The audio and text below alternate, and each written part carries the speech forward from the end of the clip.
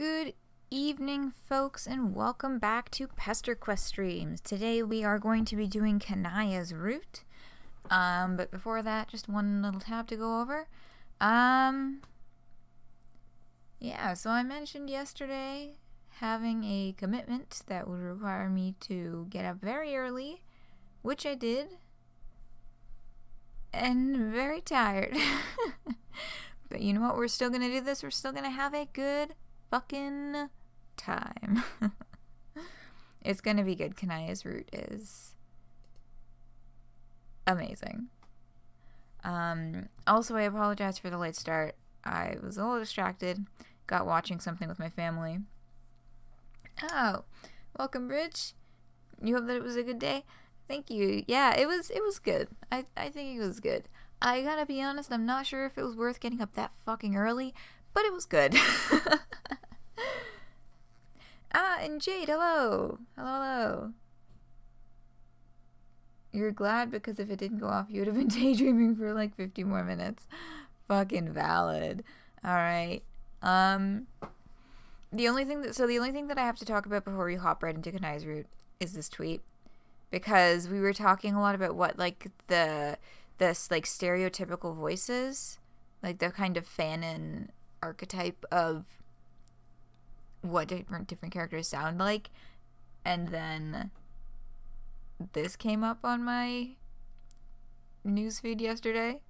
Welcome, Aleph. You got deep into chicken smoothie. Oh, Fighting Sands. Yeah. Okay. Oh yeah. My brain is also a little confused about what chicken smoothie is. But I just thought, oh, it's like Flight Rising but with dogs and other pets. Oh. Neat. But yeah, I just felt that this tweet was pertinent to our discussion yesterday. Ready? Okay. Hi, I'll be your guide. I'll be your GUIDE to the other side. Don't go to the netherworld. Netherworld? Did I say netherworld? Never mind. I'm a B to the double E, J, F, Q, and Jesus. I can't spell. Hi, he'll be your guide. So that voice, but this is Gamzee's canon voice. You can't change my mind. So, another contender enters the ring. Because I know Gamzee was one of the ones that we were talking about yesterday, had like a bit of a more defined fanon voice that a lot of people really... A lot more high-pitched than you would usually think. Yeah, for sure. Like, that's I mean, that's the archetype, right? Like, we were talking about yesterday. That's, you know, the Gamzee archetype is that it's deeper and, you know, kind of lazy sounding. Welcome, Syrup Heart. Always be a Southern Baptist preacher. Always going to be deep stoner. Yeah, that's kind of the archetype, but I just thought that it was a neat little coincidence that this came up on my my Twitter feed yesterday after we had that whole conversation. Yay, Aleph. Okay. Let's get that game revving.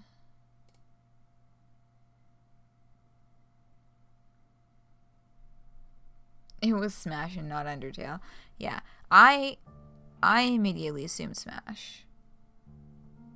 Yeah.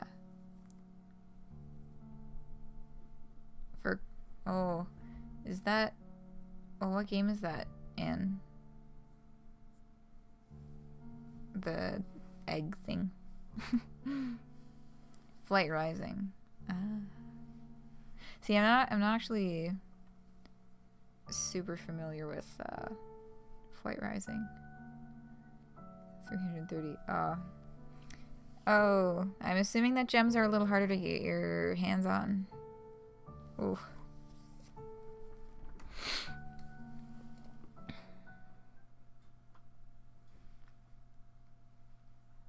The 413 egg named Rose. It works for both Gamzee and Funny Stoner and Joker's Trick mode.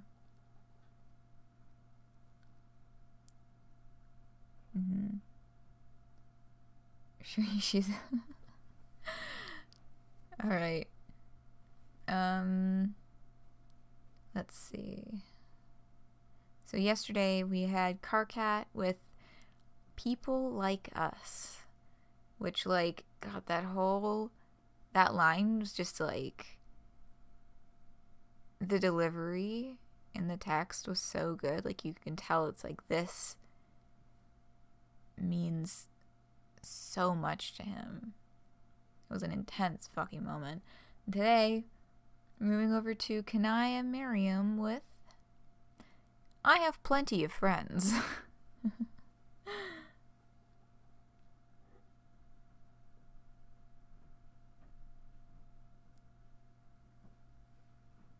Do you wonder if their Twitter meeting? Wait, what's happening in chat? Oh, you just noticed that this resembles the map page in the Homestuck book. Yes, that is indeed correct. This looks just like the map page.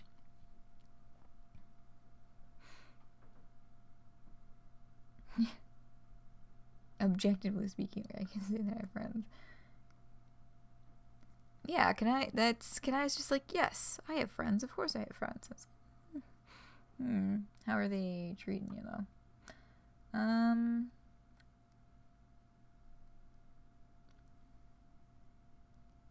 Okay. Brain fuzz is real today, but it's all good. Click on.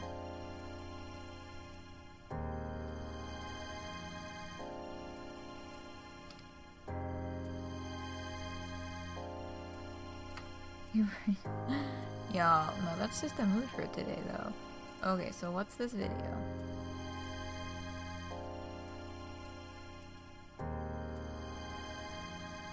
This is a video from the CW.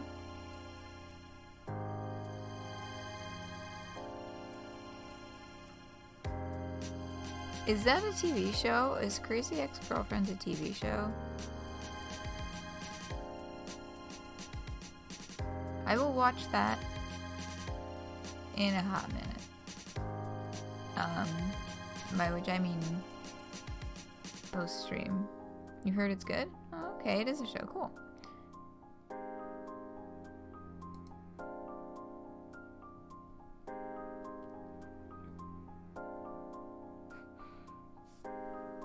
Okay.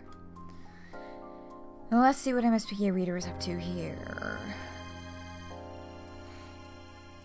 MSPK Reader relapsing on bad habits. I mean, yeah. As is one of the repeated mantras of Act 5, Act 1, addiction is a powerful thing.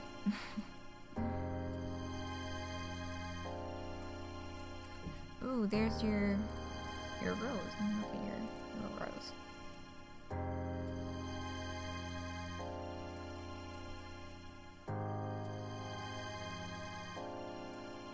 Ooh, pretty. That's a nice dragon.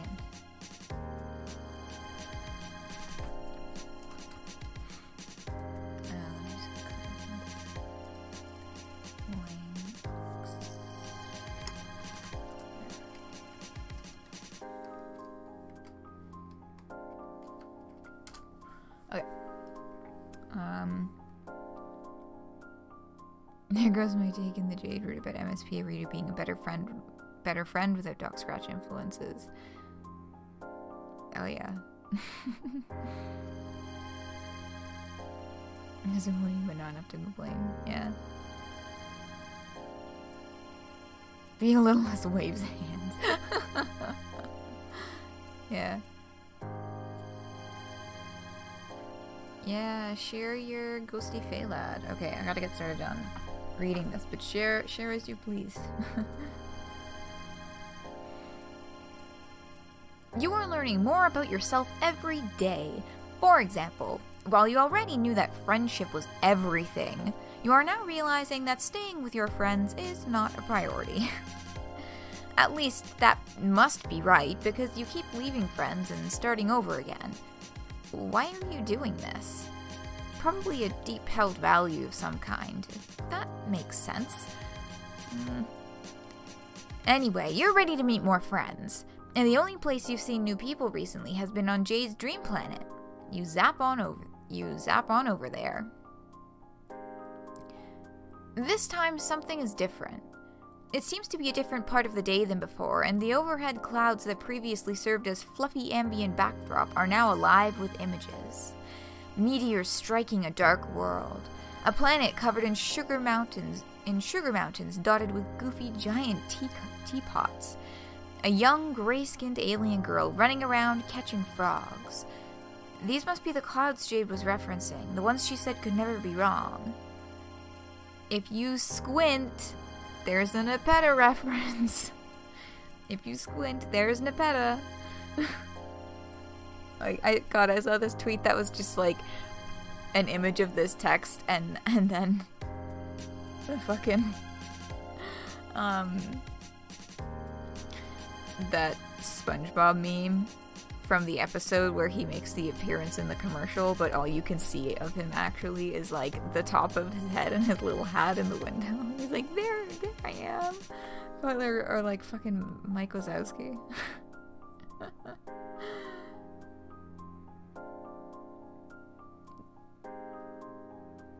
No, they don't. To the best of my knowledge, they do not still play the game. But I mean, Jade was seeing similar images of how the beta kids' journeys were going to go right up until MSPA Reader changed the timeline. So this is just MSPA Reader is on Prospect and seeing these clouds before they have changed the timeline and to the point where these clouds will stop working. You wonder if Prospect, MSP, or Jade, and Jade's route in the Troll One and Jack is showing up to destroy Karkat's Prospect. That, yeah, I think that is what happened in the Jade route, is that they, yeah, that the transportalizer, because it,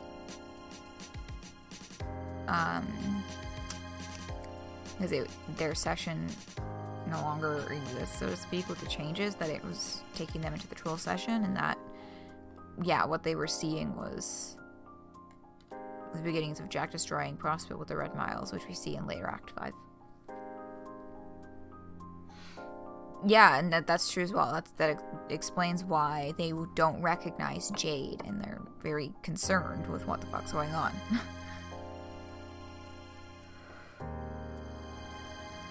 Pardon me. Okay. Well, you can take guidance from them too. You've trusted more dubious things than clouds. You zone in on the frog girl with the short haircut and the red skirt. Time for the zappy thing. It's always night on Troll Planet, at least when folks are out and about, but it's not usually this dark. You confidently head out to start exploring your surroundings and immediately run into a wall face first.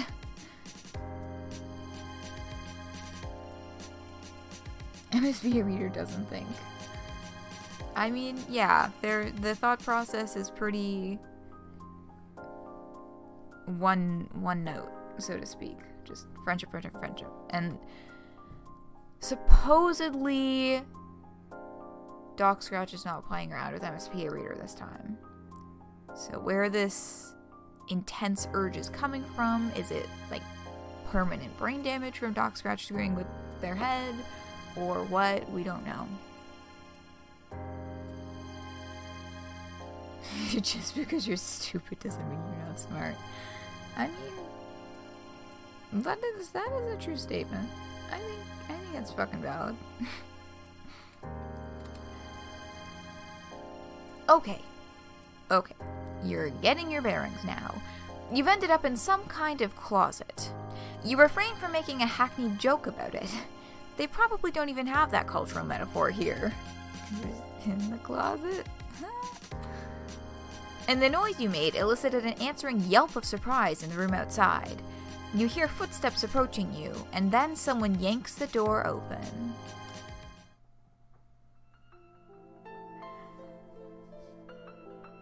I love her so much.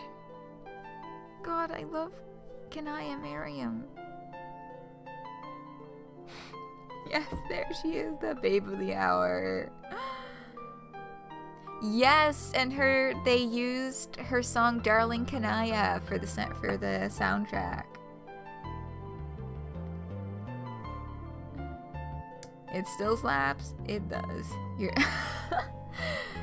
God, Kanaya, fucking Maryam. God, I love how the stylized nature of these sprites. Also, though, okay, so getting rid of the text for a second. Look at this fucking posture. This posture is absolutely monstrous, and is gonna give you back and shoulder and neck pains for the rest of your fucking life. But also, that is my posture, and it's a mood.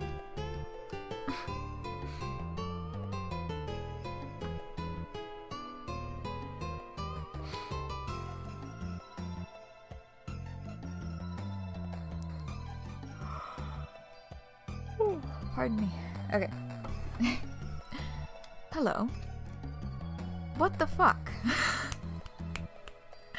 So, both routes have started with the characters being like, what the fuck? Which, if that becomes a trend that literally all of them start with what the fuck, then like...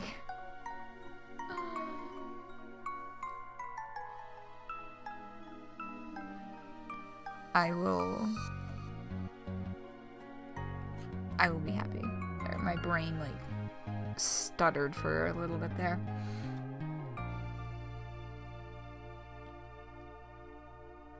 Oh, like the song No Relief for Eridan Feferi? I'll have to give that one, like, a re-listen at some point, because I'm trying to remember the lyrics, but they're not. Oh my goodness. I'm so sorry. I am yawning so fucking much. Oh, it's been a while since there's been one where I've been like this.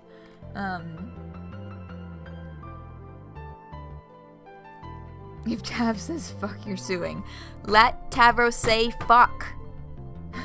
Let Tavros say fuck.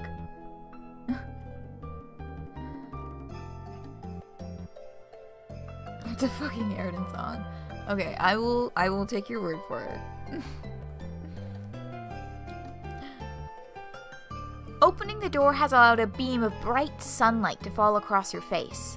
You feel instinctively that the light is something to avoid. You hold your hands up to shield your face, then remember that your hands are also made of skin, and whimper. The heat is doing its best to fry you, like a vampire in a movie. You are sure that idle thought will not end up having any relevance to this troll girl's story whatsoever. Like a vampire in a movie.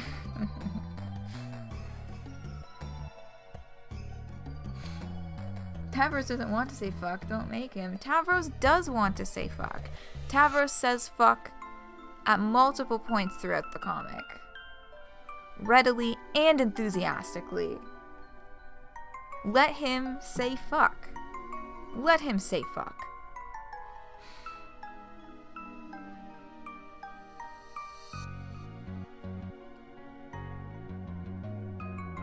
Tavros' fucking dire situation. which he's in a lot of the time. Enthusiastically and often. Yes, wait. If he said fuck, then they did let him say fuck. Yeah, but the initial premise that brought up let Tavros say fuck was Jade saying, if Tavros says fuck, I'm suing. And to that I say, sue away. Let Tavros say fuck.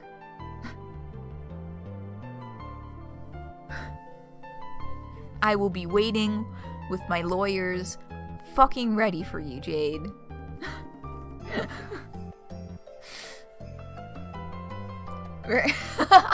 Yes, we are here for this wonderful lesbian. Today's Kanaya Day, whom we love and appreciate very much.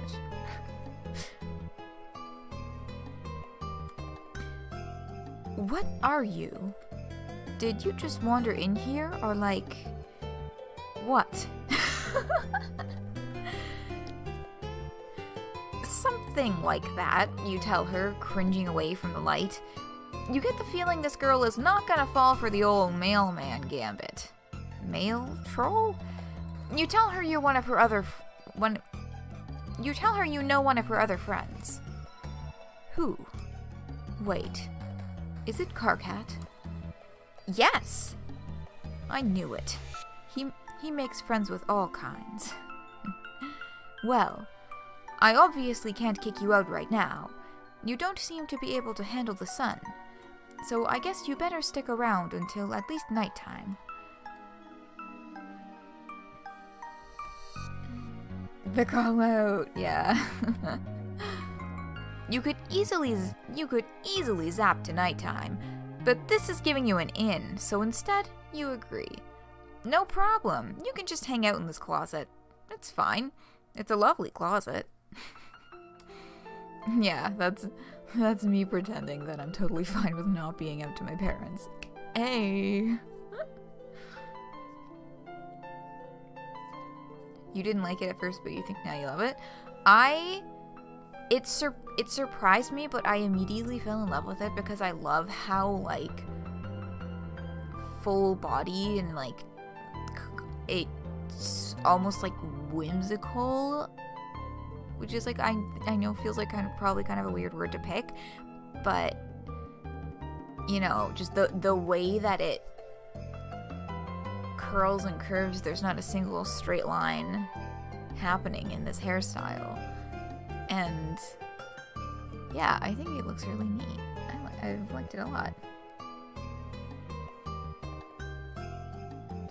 Lore question: how did Jade Bloods evolve an immunity to the sun if they're mostly gay people?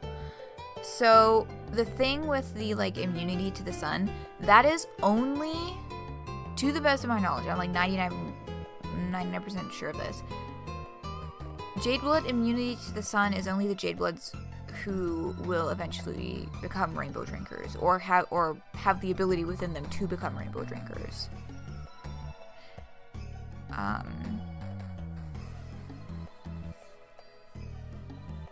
You heard that is mostly gay people. But yeah, I'm like 99% sure that is like very specifically a rainbow drinker trait, because, right, wasn't there, Karkat said something about,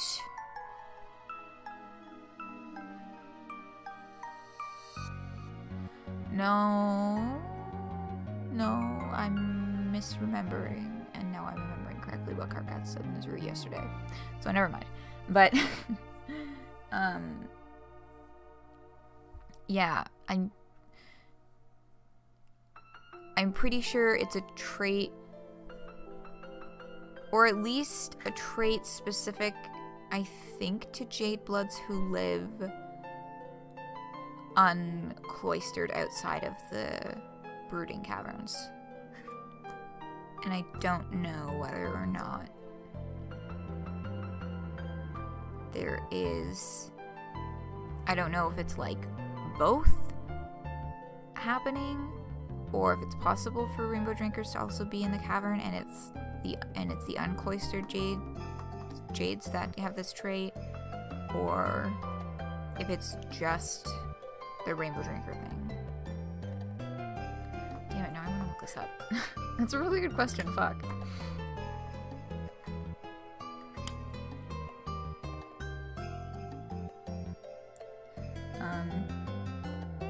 The sun is your enemy and you're not straight. You think they're just hella tough because they protect the young? Yeah, I mean, there's a lot of stuff about specifically how the Jade Bloods function that we don't really know yet. And, there's like 5 of them in, wait, it's Shit, is it 5 or 4? I forget. In Hive Swap Act 2, they're gonna be Bronya, Blanchie, Lonk, Lynera.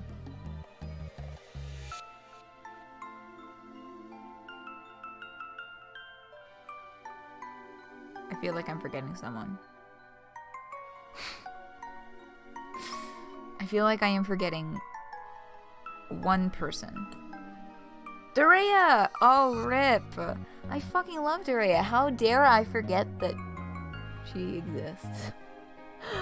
I knew there was 5. I was like, there's 5. Damn it. But yes. Dorea, Lonk, Bronya, Lynera, Wenshi. So hopefully having those 5 and knowing that they share a living space in the Brooding Cavern, they're from the same Brooding Cavern, hopefully that means we're gonna get like a fuckload more Jade Blood lore when Hive Swap Act 2. Please, please, please, please, please, please. Okay, speaking of Jade Bloods, Kanaya Maryam. I know we just met, but you are being kind of weird. You hope it's the kind of weird that eventually becomes charming. You don't say that, though. Just think it. You know the barrier between your words and thoughts is ambiguous at best, but for real. Anyway, you have no obligation to skulk around in my wardrobeifying assets chamber. I have a solution. Pulling the shades, maybe? No. No. Why would I deprive my plants of life-giving sunlight for a fragile-skinned creature I've never met before? It is another solution. A minute later, you are dressed in a floor-length gown of emerald velvet with long sleeves, a high neckline, and a dramatic hood to pull over your head. The dress does nothing for the heat, but it effectively shields you from the sunlight. What a fucking look. Emerald velvet floor-length gown with long sleeves, a high neckline, and a dramatic hood. Yes, Jade, vibe-ing. They're just going through with all the medium awareness shit. Yeah.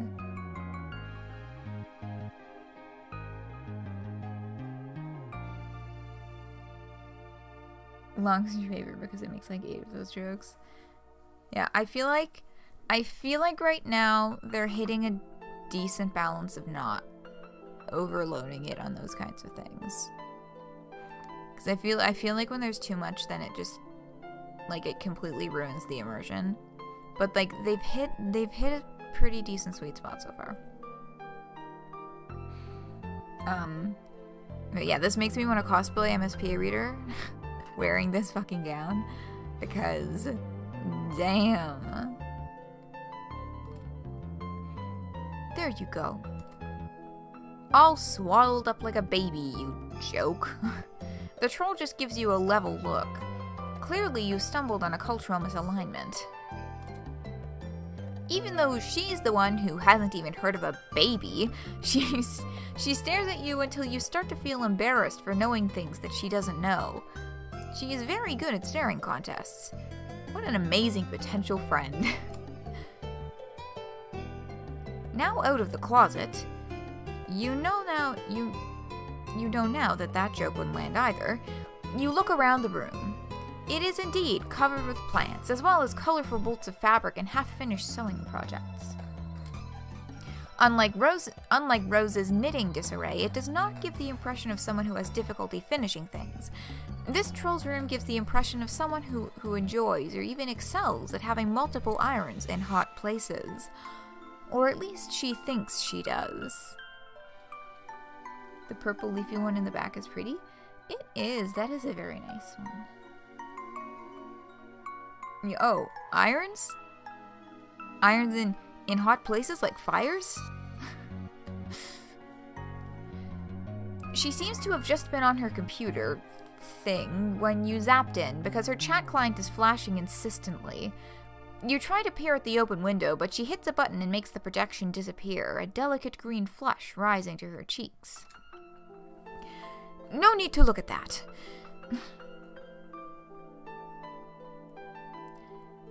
Guiltily, you remember spying on Rose. When she called you out, you thought for a second that your chances of being her friend had run out. Like if there was a universe where you became her friend and one where you didn't, you'd stumbled clumsily into the wrong one, the bad one, if you will. But luckily, everything turned out just fine. Maybe you could get away with it again. Plus, this troll doesn't even know about your powers yet, not like Rose did. She would have no reason to suspect you. As usual, short end out of the way first. Do not. No. Even if you don't get caught, it's just not a good way to begin a friendship. Much fairer to start on even footing. Besides, you already have an in. You asked the troll how she knows Karkat. You asked the troll how she knows Karkat. She looks bored by this conversation starter. Sorry, but I was actually kind of busy when you came in. I am not going to consign you to the fiery death outside in the light, but I would appreciate some personal time. Sure, you say, of course. The troll gives you a suspicious look until you turn away enough that she can be assured of privacy. She goes right back to chatting with her friends. After a while, she gets up and starts working on a dress she's sewing. She keeps getting frustrated ripping it out and redoing it to get it perfect. She's not being rude to you, but she's ignoring you. You attempt to engage a few more times, and she keeps answering politely, but she just refuses to be pulled into shenanigans from which a lasting friendship could form. After several hours, the sun slips below the horizon and leaves the world in twilight. The troll girl yawns. Well, it should be safe for you to leave now. Goodbye. She nicely, but firmly, directs you out the door. This fucking face. Oh, polite goodbye. But, yes, I don't want to talk about Karkat, thanks. Yeah. Oh my god. This fucking face is so goddamn good, though. Like, what a fucking zinger.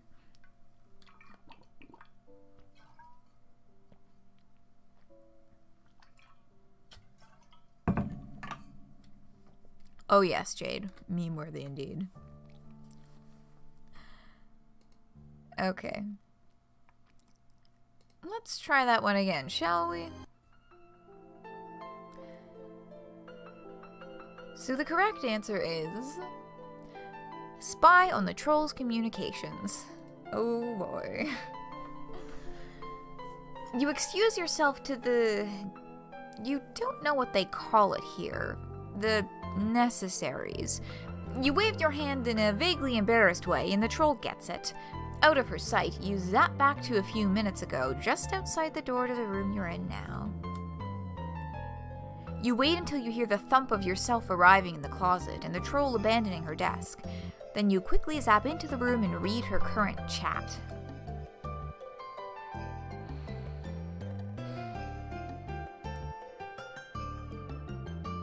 And the third and final cameo for this volume.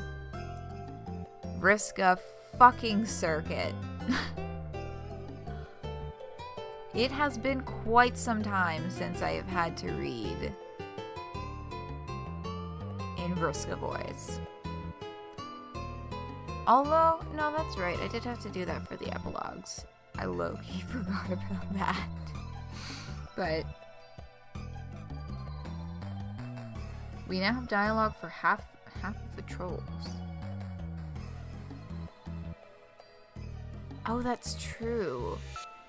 Right, Karkat and Kanaya, of course, Solix and Aradia, even as far back as their cameo, and then Gamzee from Karkats and now Vriska.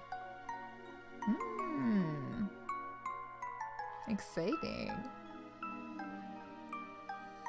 Yeah, that's true. I had to do 2 Vriska voices, so it was like a little bit different because I was trying to juggle sounding like Vriska, but also making them both distinctive. That was a weird one. Vriska, yeah. Vriska. Okay.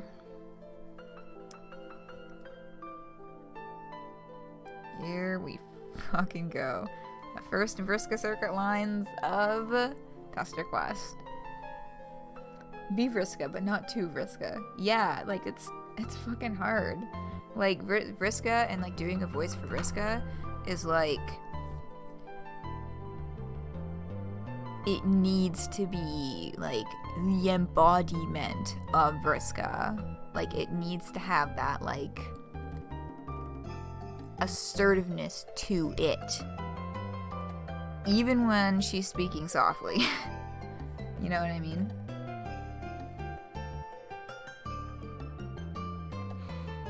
So, yeah, that was the issue, was trying to balance that particular epilogue's conversation out. Like, this just gosh feels. I still need to fucking read that. Okay. Here we go. It just cannot escape my notice that the last 3 times you've contacted me, it was to ask if I finished your dress yet. Under these circumstances, I find it trying to believe that you want it for no particular reason. Right, so I actually, like a fucking dumbass, tried to find this conversation in canon. It is not an excerpt from a canon Pesterlog. However, using this Pesterlog as a point of reference, we can kind of gauge when exactly this conversation is happening. So we know for sure that her Lucis hasn't died yet at this point, despite the fact that we don't really see it, or does it? I don't think her Lucis is even mentioned in this route. But yeah, despite the fact that she's not mentioned or anything, I mean, you can be fairly certain that it's sometime before this conversation. Take a look through this again. Why did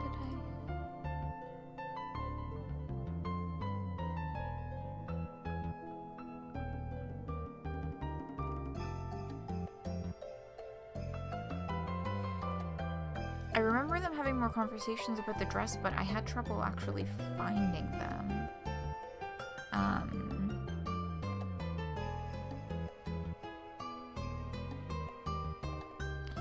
But yeah, so it's before wherever this conversation happens to be in the timeline. Oops, there we go.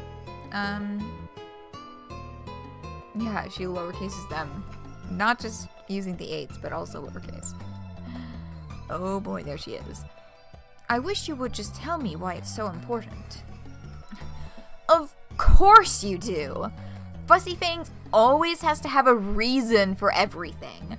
Maybe I just want a present from my morale. Did you think of that?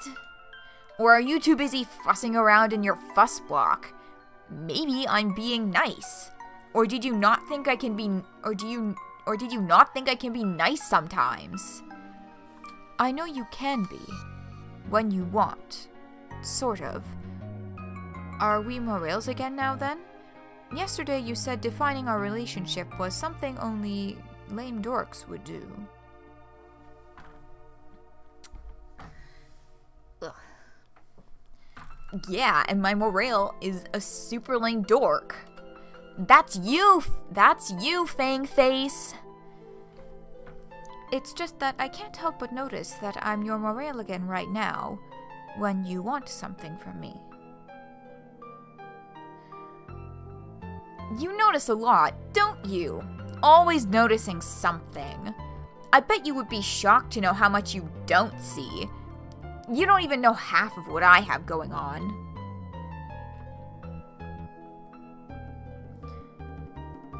Yeah, it's still very, very early. Like that's one of that conversation between Kanaya and Vriska is one of the first ones that we see from Kanaya in Act 5, Act 1. If I have ever pretended to know what is going on with you, please allow me to apologize. for such a gross misrepresentation of my reality. Whatever! Can you just tell me if you finished it yet? Hello? Kanaya? The log ends there. You zap back before Pastu is done changing into the dress and re-enter the room. The troll, Kanaya, is back at her lunchbox computer, typing furiously. You have to handle this situation delicately. She can't know you were spying on her. Since you've already said you know Karkat, you hedge your bets on all of them sharing the same friend group. You ask her carefully if she happens to know your other friend as well. Arachnid's Grip? God, Kanaya is so fucking funny. Kanaya is one of the funniest fuckers in all of Homestuck.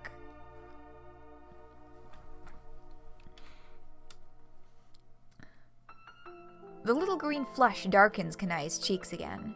She bites her lip, showing one kinda adorable fang. Yes, I know her. Why? You are sure that helping Kanaya figure out her situation with this girl is the key to earning her friendship. A big, juicy, interpersonal conflict to solve has been dangled in front of you, and nothing makes friends more reliably. But then again, you don't really know anything about this other troll.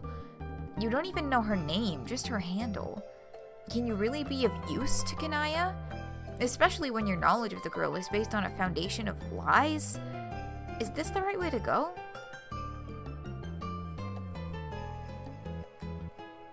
Offer help or back off? Let that stew for 5 minutes. We're like 10 minutes early, but you know. This is, you know, a pretty good time to do break. Methinks.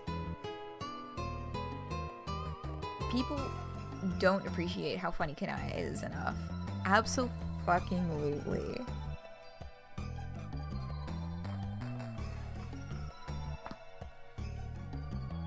Okay. Sorry, I had to pause to snap my neck because it's, you know, being a bit of an ass. Alright,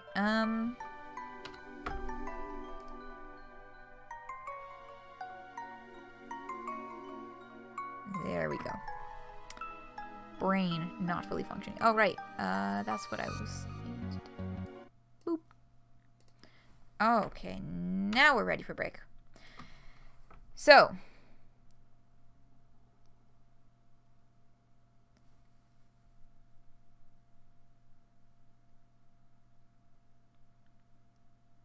You just realized that every girl you ship Vriska with is one's good at firing back at her.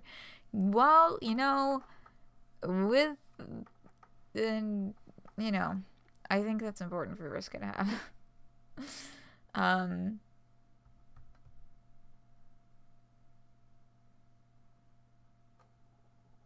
Okay. I will put on the music. I will set the timer. And we will return in 5 minutes. Please cast your votes as to which route you want to do first. Back in 5. Alright, welcome back. It has been 5 minutes. Time to get back to this wonderful, beautiful person.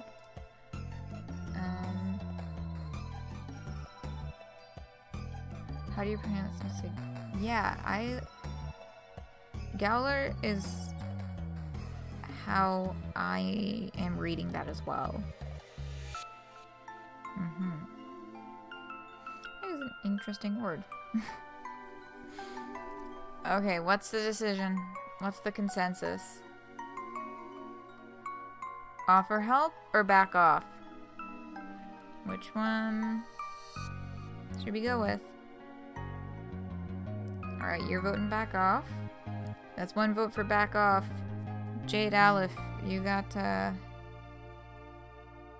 Okay, I gave a pass yesterday, but you gotta pick which one you think is gonna be the bad end. And Seer... Okay, Seer Heart, you're saying help, so we have... one for each. Which one do you think is going to be the bad end, Jade?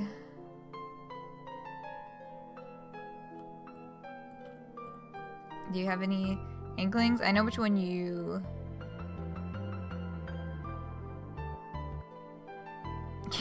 Yeah, kill Kanaya. I don't think that's an option. Should I roll on this one?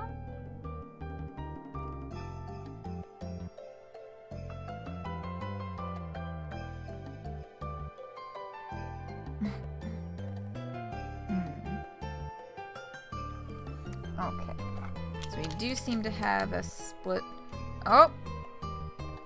No, Aleph might break this tie. Okay. So we're gonna back off first then, and we'll see how that goes.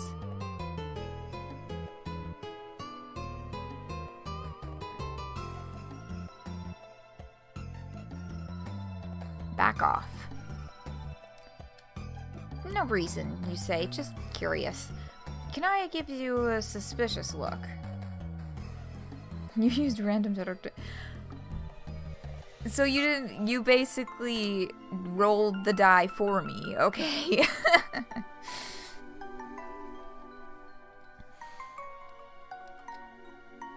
Okay.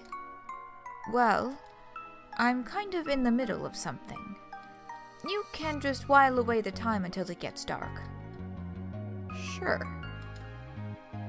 You watch her for a few minutes as she finishes up her conversation and then starts working on things around her room.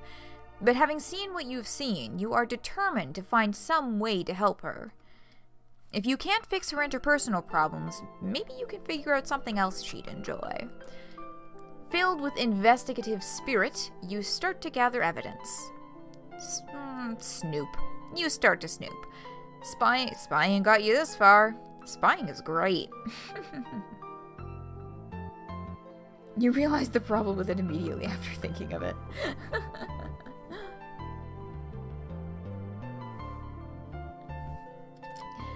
You rifle through Kanaya's bookshelf. She has a number of sewing pattern books, which you assume must have some kind of whimsically gruesome twist congruent with the rest of the world building on this planet, but pretty much just look like sewing pattern books. There is one thing on the shelf in your own language. It's not a book, but a stack of printed out pages bound together in a distinctly homemade way. It says Spur Beta Walkthrough at the top and is covered with familiar erudite prose.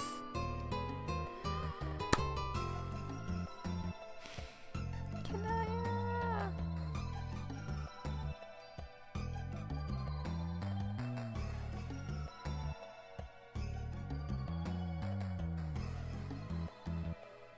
So you're gonna abstain most of the time. Alright, that's fair. Unless there's one that you really want to... Yeah. No, that's valid. That's valid. I will keep that in mind when I'm tallying votes in the future. But, like, okay. So we know that... So we know now that Kanaya had access to this document, this server, long before the day that they started the game. Because this is like...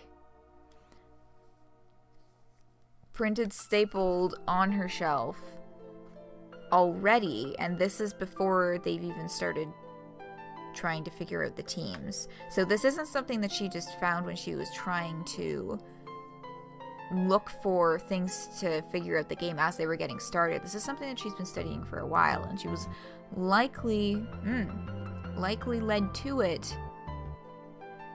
through her early awakening on Prospect. Rights? Yeah, Rosemary fucking writes. Unless you really like it, you get spooked. Like, you can very much fuck us over. Hey, it's all good. I mean, you know, we always get a do-over if it ends up being the not so nice ending. gonna kind of act like each troll would. The gamer girl equivalent of printing out a fanfic you really like. Oh my god, I never thought of it that way, but that's so fucking true. Like, God, that's so true. Fuck. Like, who the fuck would go on Game of FAQs and, like,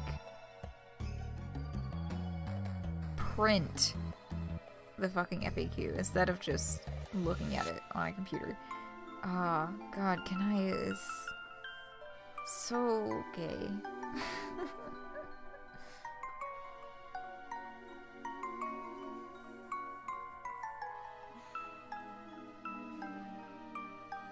You figure the metal one is the good one. Alright, well, we'll see how this ending turns out.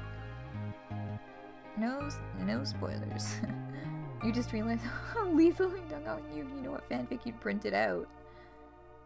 They considered one of them to be really good despite it being a crossover between Harry Potter and Second Fandom Redacted. Hey. Dang, that is... Like, I commend you for the dedication. I have never fully printed a fanfic before. I think the only one that I might potentially consider doing that with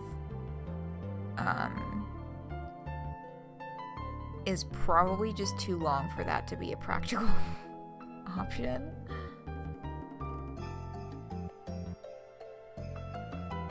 Used to download them by putting them on Google Drive to read during school. Aw. Yeah. Archive of Our Own is not blocked on my university campus. So, that's, yeah. I didn't have a device that would allow me to read fanfic at school when I was in high school. So, I don't actually know if Archive of Our Own was blocked on my school's Wi-Fi. I know that MS Paint Adventures was blocked for, like, or at least, oh, I think it was also blocked on my new, because 9 and 10 I went to a different school than 11 and 12. The school I went to for grades 9 and 10 had MS Paint Adventures blocked for sexual content.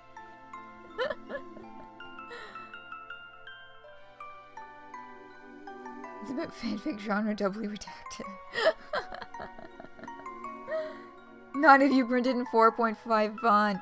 Yeah, fucking RIP my goddamn eyeballs printing shit in 4.5 font. Yeah, sexual fucking content. I was like, it was like sexually explicit content, and I'm just like...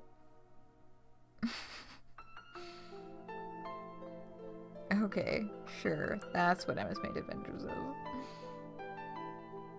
ABO. Fuck, I should know what that means. Yeah, I know, right? The well-known erotica, Homestuck.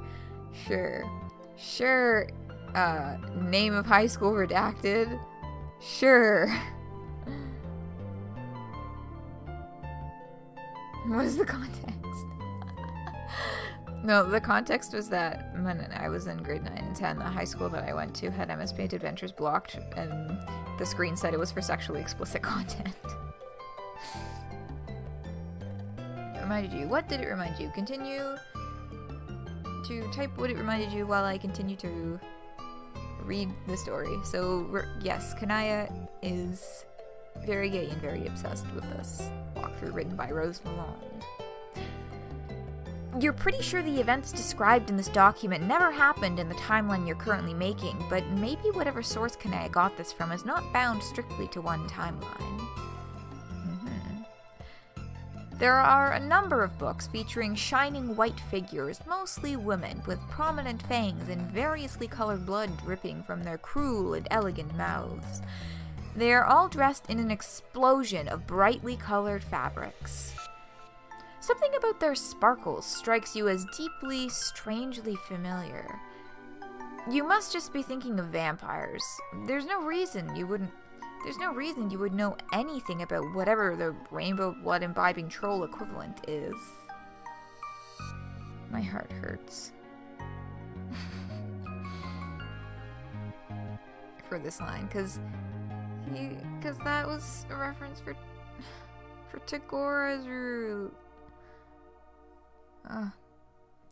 Thinking about how Homestuck is both incredibly horny and gets a cast full of teens but manages not to sexualize them makes you fucking think. Yeah, for sure. Like, one of the things that we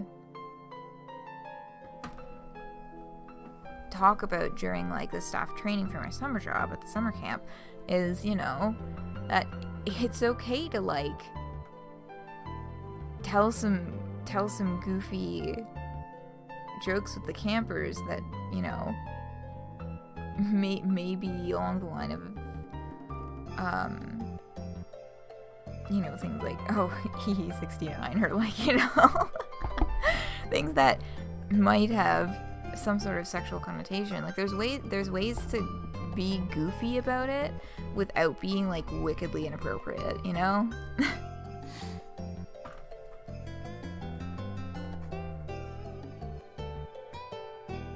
Like, yeah, I feel like thinking about that, like, the most important part is just, like, to be speaking in the abstract and not about any specific person.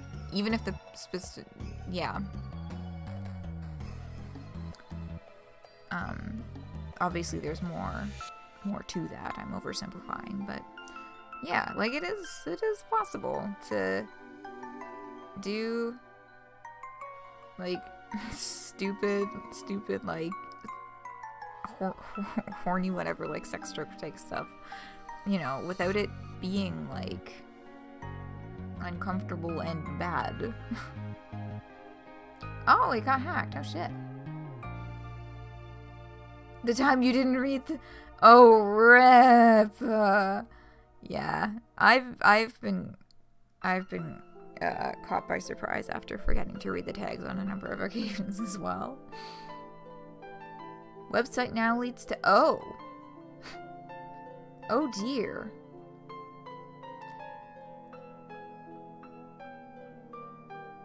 When you're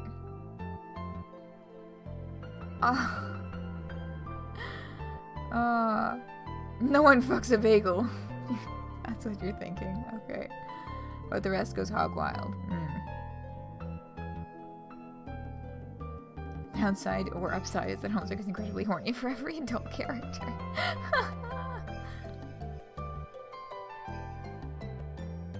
Right, more time loop fix. Yeah, the epilogues happen and everybody fucks. Oh boy, the epilogues sure do fucking happen.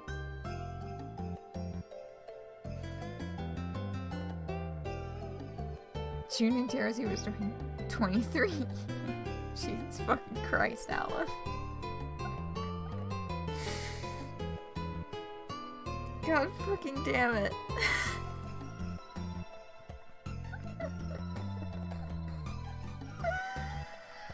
Oh my god. I mean...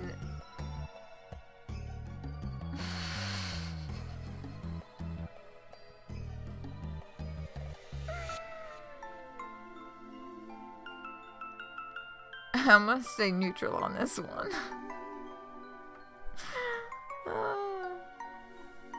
Is he too Catholic? Jesus, is that gonna become a thing now? Okay. Well, we're specifically talking about Kanaya's fucking fantasies here, okay? Kanaya's fantasies of becoming a rainbow drinker. That is the present subject of this stream. Most of these covers feature a swooning troll of varying genders, clearly about to have their throat torn out sexily. Many of the rainbow vampires are being menaced by brave heroes, all wielding chainsaws. A loud buzz makes you look up. You can't help but notice that Kanaya is tending to her topiaries with a large chainsaw of her own.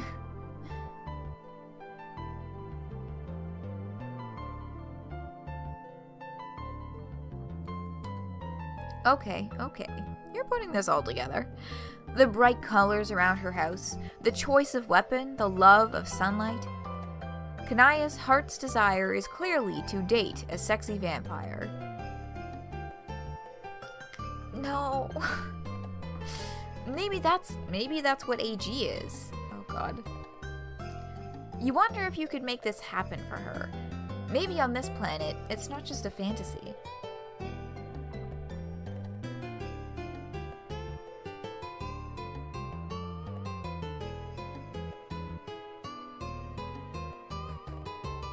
Yeah, that's incorrect. Fucking incorrect, MSPA reader. God damn it.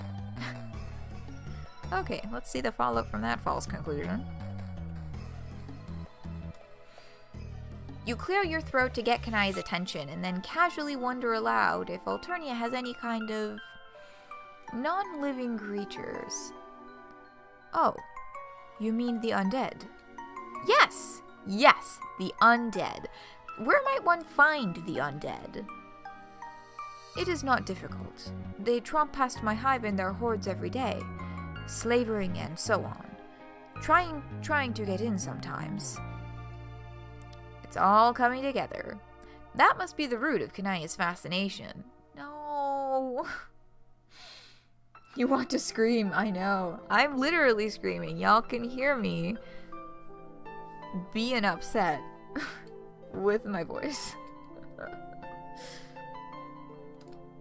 You start to form a plan. For the next few hours, you keep a keen eye trained in the window. Sure enough, within an hour, a group of strange, shambling creatures lurches into view. You yell and point out the window, drawing Kanaya's attention, and then zap yourself out there in front of the horde. God damn it! Now that you're close up, you can see that these guys are not exactly the debonair creatures of the night from Kanaya's book covers. They're more like zombies. Big, slow, stumbling things, half of them falling apart. Still, needs must. You are going to net one of them for Kanaya. Oh god.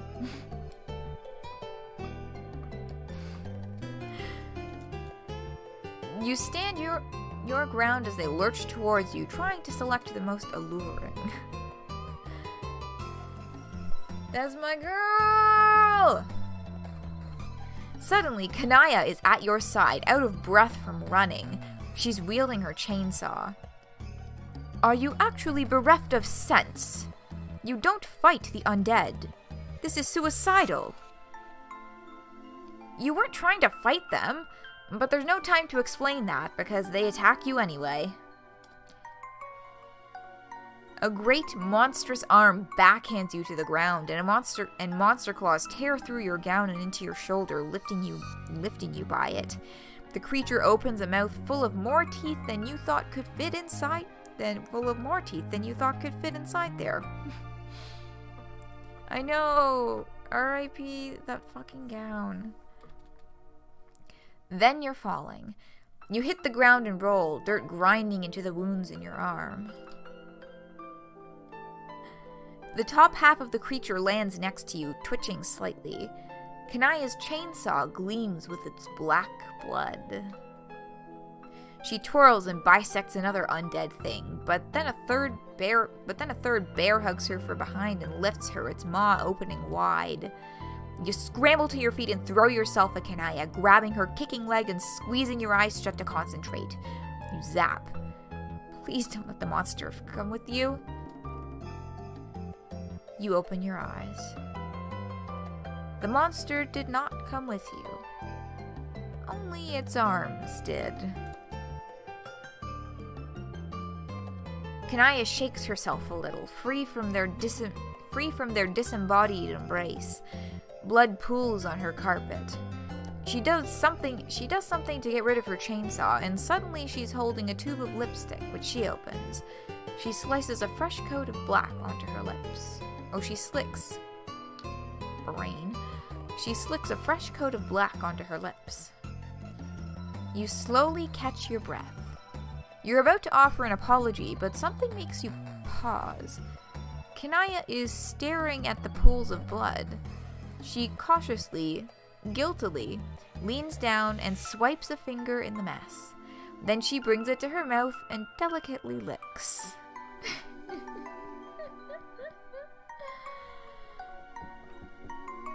Her lipstick is blood? I suppose they could be harvesting the blood of undead to make black lipstick on Alternia. But this is, and so this is like, so we're missing it from this route. Of course, you know, has already been established Lucis has not died yet.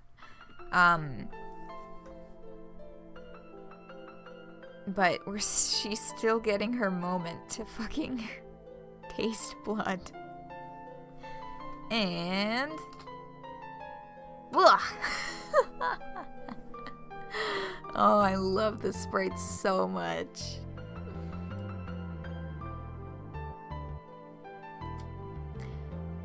She makes a face and spits the blood out.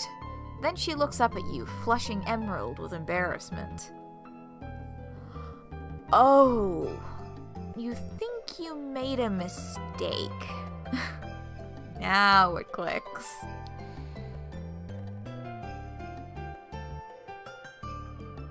Paint is troll blood, right?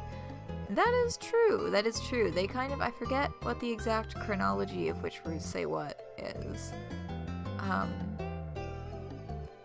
But blood being used as paint in a wider artistic practice, so to speak, I believe was just starting to come into style around when the Frenzim trolls were around.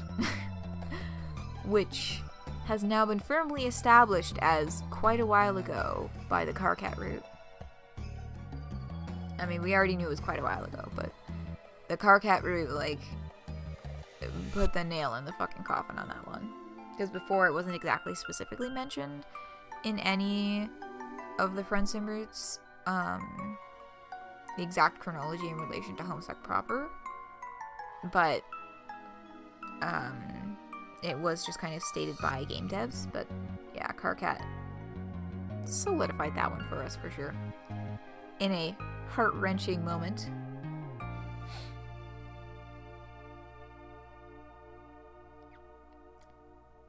Oh yeah, this one sprite is incorrect. This one sprite does have the wrong coloring. The rest of them are colored properly. It's just this one has the solid color horns. Just a wee mistake.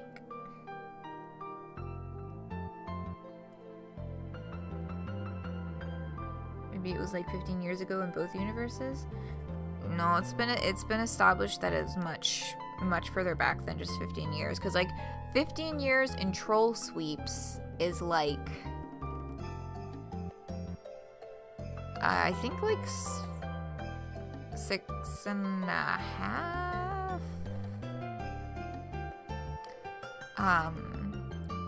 And there's definitely more than 6.5 sweeps between them, or the hive swap trolls and the hive swap trolls and the Homestuck trolls would have like existed at the same time if there was only that much time between them.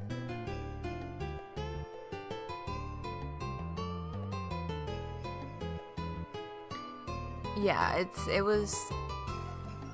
I need to fucking Google this.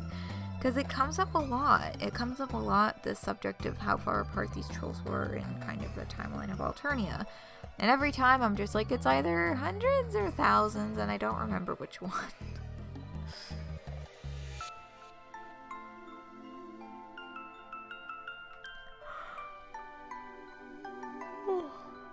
Pardon me. Kanaya doesn't want to date a vampire. She wants to be a vampire. Pretend you did not see that. You smile cautiously. It's okay, you tell her. You're embarrassed yourself by your foolish actions. Yes. Why did you do that? Also, how did you teleport? We will be coming back to that one, do not mistake me. But I can't understand why anyone would run straight into a horde of the undead. You look down. Well, It's just that when she said undead, you were picturing something else. Another kind of creature that was dead and now isn't, and is a little more appealing. Understanding dawns. Oh, I see. Well, that's understandable. Vampires are just so cool. They're so cool and hot, and they would make sense for anyone to want to be one. I don't know what a vampire is, but I believe that we are on the same page. Look at that little smile. I love her so much.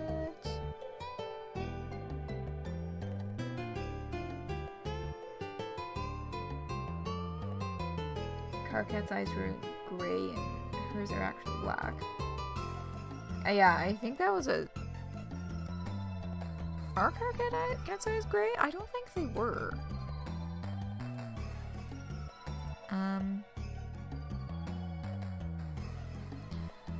No, Carcat has just plain black pupils as well.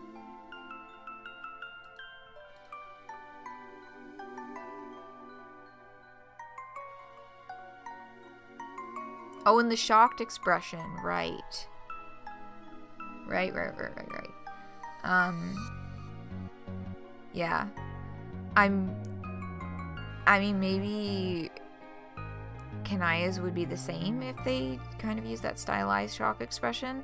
I mean, they talk about how, like, the eye color doesn't start coming in until they get, like, a fair bit older. Where is that sourced from? Now that I think about it, I don't remember where that little bit of trivia came from. Oh, I think, was it the ancestors? Doc Scratch telling the story of the ancestors? I think it was somewhere in there. Oh, Vriska tells John. Okay. Alright, yeah.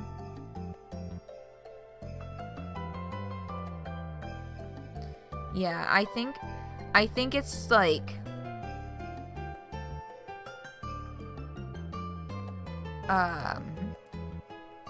I think in terms of that, the gray irises here, I think it's like them only being shown part of the time is just like a stylization type thing.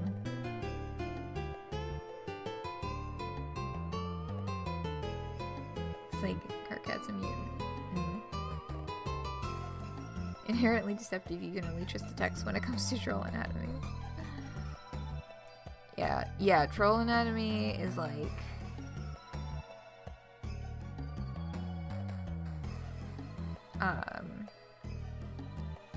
yeah, various depictions are all over the place because they kind of leave that stuff up to artistic interpretation.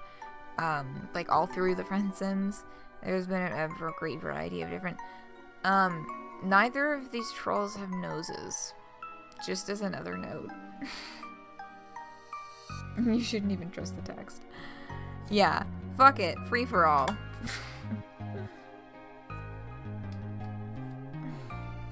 Maybe I misjudged you.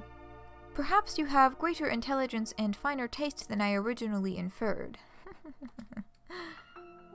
Maybe, you say.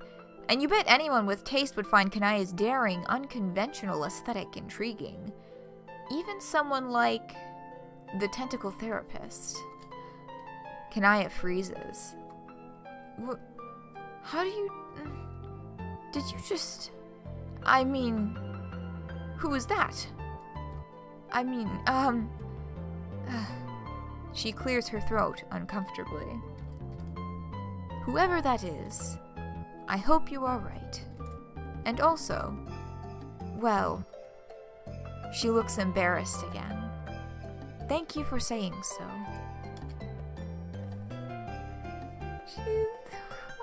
She's got her little baby crush on Rose. Oh yeah, big ass gay panic there. Being like, who? That's not the person I have a crush on. What?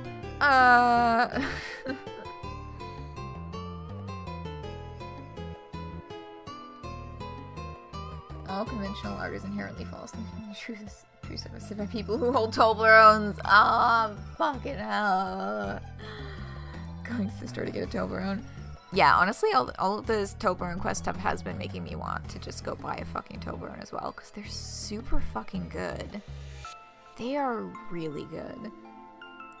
Within my family, and they're kind of like a Christmas thing. Toblerones. I know, right? It's like, hey,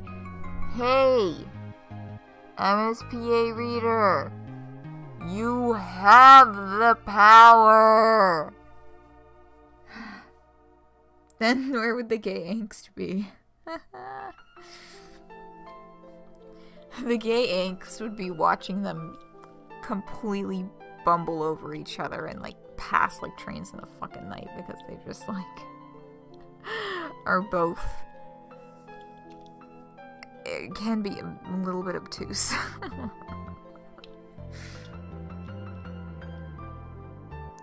This Rose didn't actually have the chance to write that guide. That is true, but I feel like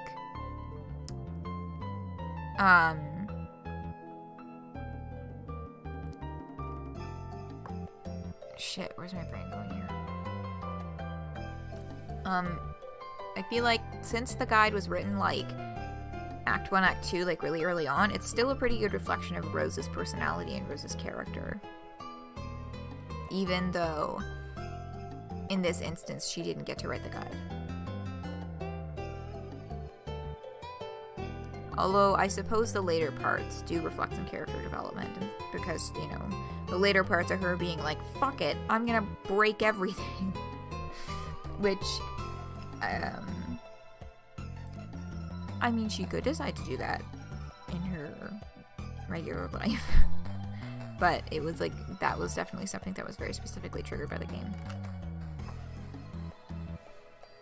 Oh, that's the Pester log.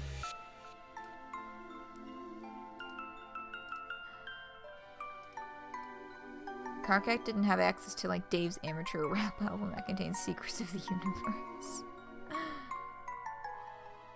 Complications that would have to be acknowledged by the narrative, yeah, for sure.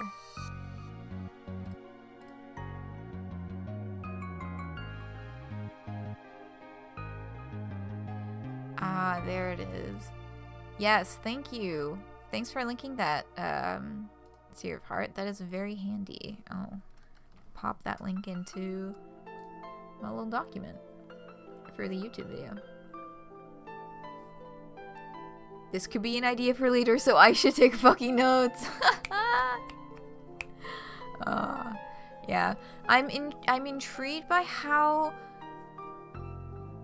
they're going to continue to build up the plot and pick back up with characters that they've kind of set up an overarching narrative for, while maintaining them to be singular character focused volumes. I mean, so far they've done it pretty easily with Karkat, for example.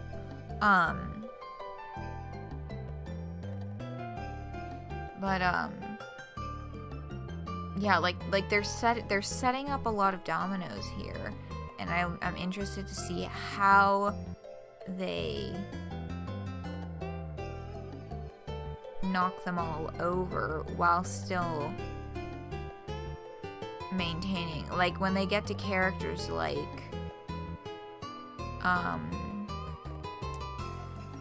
what's it called? Equius, for example, who had nothing to do with any of the humans.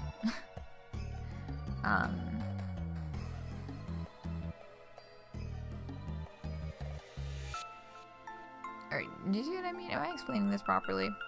I feel like I should just keep reading. Expect a major break at the end of the Trolls. Yeah, like I'm just generally really excited about this whole project. And seeing how they decide to continue moving forward. But what if they do a script session with the 12 Trolls and the kids? Zapping the kids over to the Trolls when they start their session.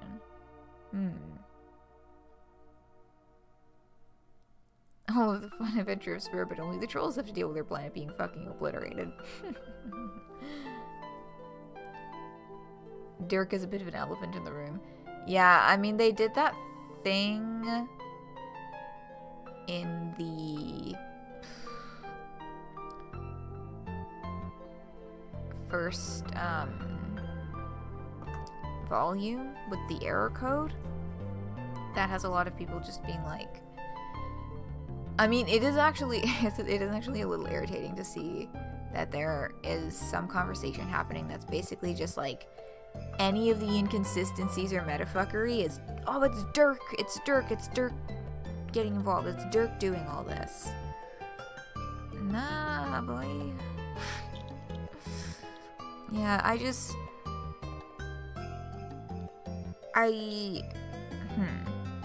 have feelings about the epilogues in regards to their involvement with Pesterquest, in that I hope that they are relatively minimal and that they don't ruin Dirk's route. Because, like, I feel like this is a golden opportunity to remind people of Dirk from Homestuck proper, you know, of the Dirk who saw in himself the possibility to become something like Meet Dirk and was horrified by it and wanted to fight as hard as he possibly could to not become that. You know, Meet Dirk is not the only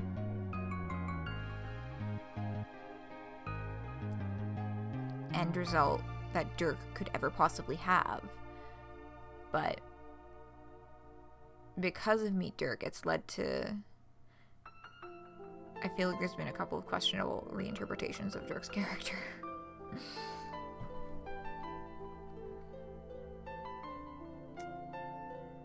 You'll start believing Dirk is involved when you actually start seeing signs of his influence. Exactly. Like, none of this is, like, very obliquely, or, like, very opaquely Dirk, right? Like, that little code at the beginning, that could be, you know, that's, I'm hoping that it's just kind of an Easter egg. You know, that, like, he can feel this happening, but, like, he can't really do anything about it. You know what I mean? Like, that's kind of what I'm hoping that turns into. And then I'm assuming he spent the previous volume trying to figure out what the fuck just happened. I mean, yes, I guess he would likely at least try and figure out what the fuck happened. But I don't know about getting involved. Dirk is probably pissed after he laid down so many plot hooks that the continued story of Homestuck is the stick figures fix-it fic. And this period was so relatable, they went on a whole adventure simply because they wanted more Homestuck. Oh yeah. I mean, fuck, Toblerone Quest. People really be going out there and finding these fucking Toblerones so they can make changes to Homestuck and get more Homestuck. Like, it's real. The thirst is real, and that's why it is being quenched by Pesterquest at the moment, which is so fucking good. Y'all, that was a weird analogy. I'm just gonna point that out right now. Like, as it was coming out of my mouth, I was like, am I gonna keep doing this? And then I kept doing it, and I was like, why did I do that? That was fucking bad. None of the Korean fans have used their wish yet, or at least he hasn't seen their posts asking for them. Right. Yeah, we'll have to, well, because with the postcards, in the image taken by one of the people who found the Toblerones, you can see that with the postcards was a thing saying, if you found a Toblerone, email his Instagram email. So they could also just be making their requests in private form of the the email rather than posting to Twitter. You know, for all we know, some of the folks who found the Toblerones and the postcards don't even have a Twitter account. Shitty analogies are a Homestuck tradition. That's true. You're so fucking right. Thank you for validating me. We are abandoning the gay vampire. We should get back to Kanaya, because this is literally the end of this route.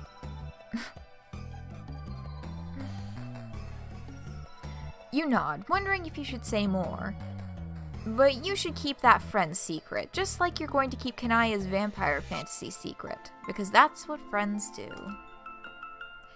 We were literally on the last fucking screen of her good end for that entire conversation.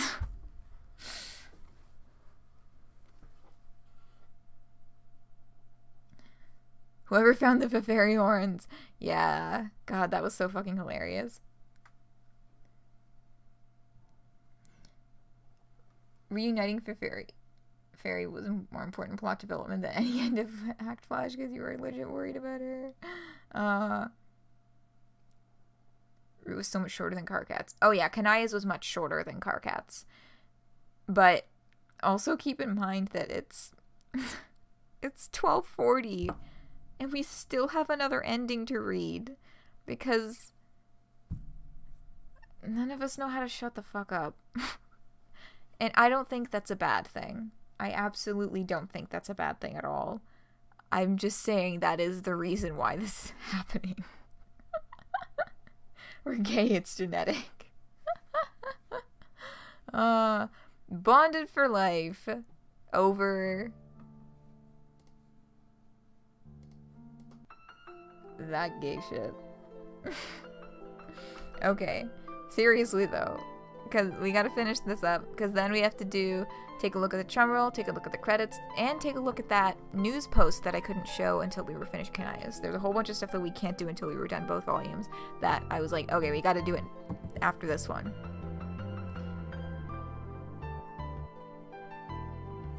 You're hoping she's the one who got dismembered simply because she was the last one that Hussey drew and he thought of that idea then. And this isn't foreshadowing for something bad happening to her in Homestuck 2 or Pesterquest.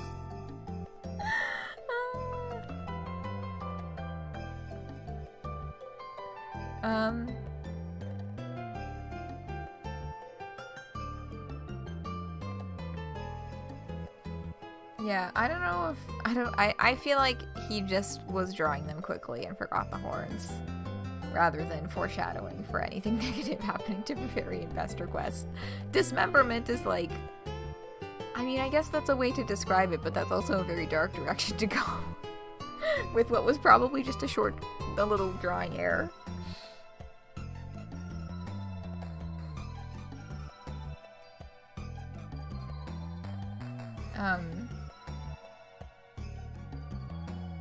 She wasn't dismembered, she just lost. They flew away!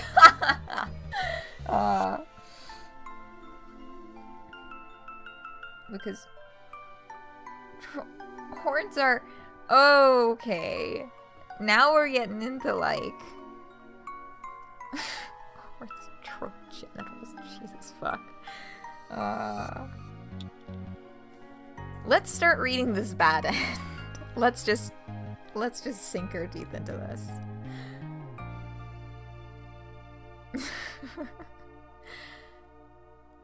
Offer to help her with AG.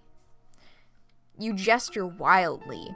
You and this girl, whose name you do totally know, go way back. In fact, if Kanaya wants some help figuring things out with her, you could definitely help. You're an observant person. This part is true, and you want to help her. This too.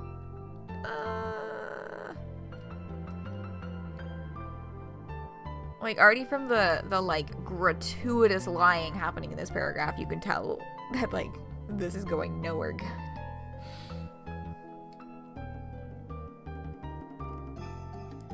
Sometimes you just type things immediately after saying that.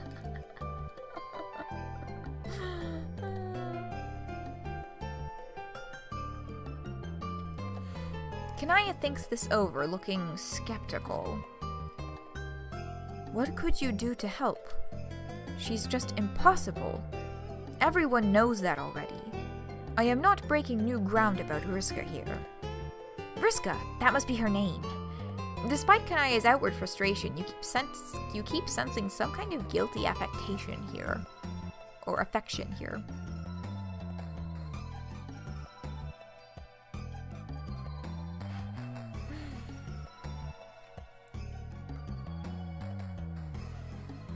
No. Okay, I thought there was a line in there that I wanted to comment on from before, but no, not yet. You don't know what a morale is. How could you? You've never heard that word before. But it conjures a feeling inside you. A vague sense of warmth and comfort, and for some reason, a dark room and the smell of popcorn. Polypa!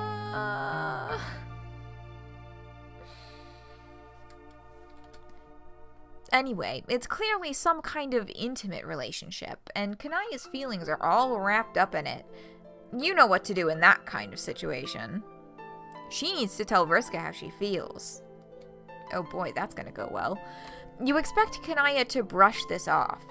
She hasn't exactly been Miss Emotional Openness so far, and she looks like she's about to, but then she wavers. To your surprise, she lets out a heavy sigh, her shoulders slumping. What would be the point? She's not even into the relationship we have now. There's no way she'd want to take it in a more crimson direction. Clearly, these feelings have worn her down so much her spiky defenses are weakened. You don't want to cheer on someone's vulnerabilities, but, well, it's hard to forge a friendship without them. That's a questionable statement. You ask if she's sure about that. Well, no. I can't ever tell if she's sincere. She makes serious things into jokes, and jokes into big dramas. I thought she started calling me her morale as a joke, but she told everyone else about it too. She didn't even ask me what I wanted. And now I don't know how to talk to her about it. Every conversation we have gets so antagonistic, but I'm not interested in that quadrant with her. Sometimes it feels like our relationship is just an aggregation of shallow and insincere hostilities. That's fucked up, man, to just, like, declare a relationship status without even talking to the other person and then just start telling everybody else like it's fucking fact.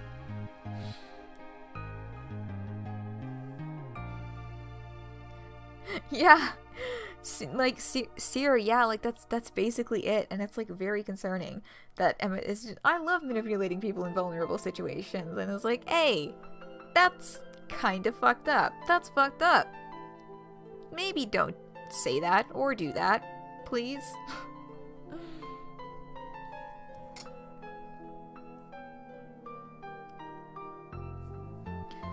Despite the unfamiliar alien words, this teen romantic flailing is common among all species.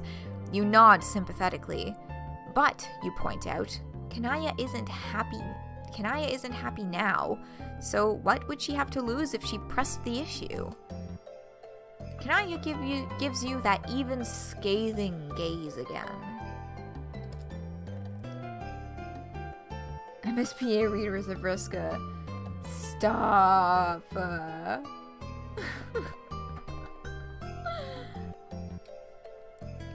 And what is your personal interest in my quadrants? Karkat's friend. Whoops, you pushed it too far. All your recent successes have made you cocky. You revert to barefaced honesty and tell her you want to get to know her better. I have plenty of friends already, and I don't even like some of them. But I will think about your unsolicited and unwelcome advice. Advice from a stranger whose presence you are tolerating solely to not be responsible for the death of an innocent is well known to be the best kind of advice.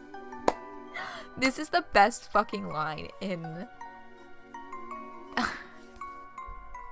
I think in this entire, like, route. I think Yeah. This one is just so fucking golden.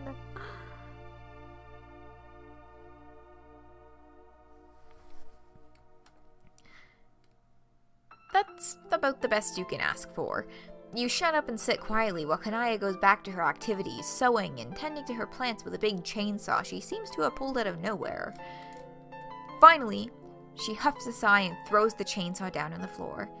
It disappears again, but a little gold tube rolls away from where it landed. Kanaya stalks back to her magic computer lunchbox. She is emanating such a determined air that you don't dare to address her. Maybe she's forgotten about you. If so, it's to your advantage, because Kanaya's setup projects her windows in a very visible way, and she didn't tell you not to look this time.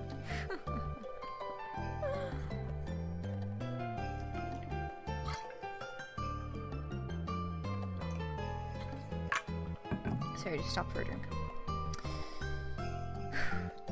Grim Auxiliatrix began trolling Arachnid's grip. You know how you basically refuse to be straightforward with me? You know how you... And I use this metaphor with full consciousness of its on-the-nose nature.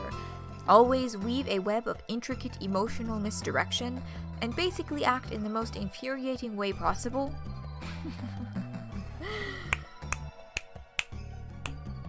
Oh, yes, the Virgo fury is real.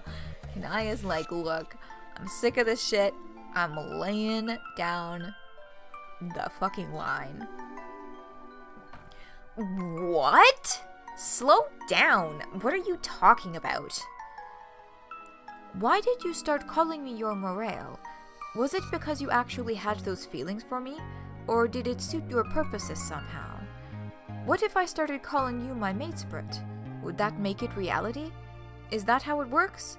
You just say things and assume they will happen like you said instead of talking about it with the other person involved? That time I meant you in an abstract and general sense, not specifically you. Wait. Are you saying you want to be matesprits? You know I'm one of the few of us who still likes you. Shots fucking fired. Kanaya is just like, yes, I want to be your matesprit, but also, you do remember that not many other people like you, right? Boy.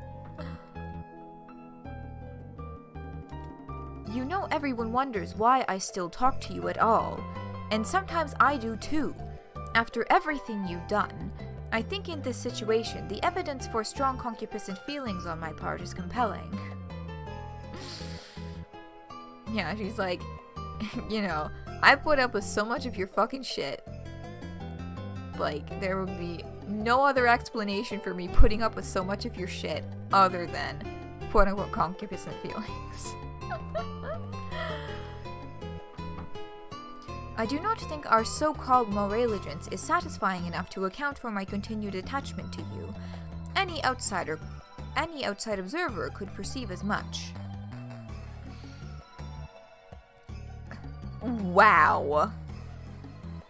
I think there was a confession somewhere buried under all that insulting language. You know what, Meanie Fangs? Let's do it. Let's be matesprits. Do not mock me. I'm not. Jeez. How do you see how unfair you're being? Vriska, be more straightforward. Vriska, talk clearly about your feelings. Define our relationship. Then when I do it, this is what I get. Let's flip red. Why not? Wait. Really? Yes! This sprite is like, wait a second, Kanaya's pupils are green.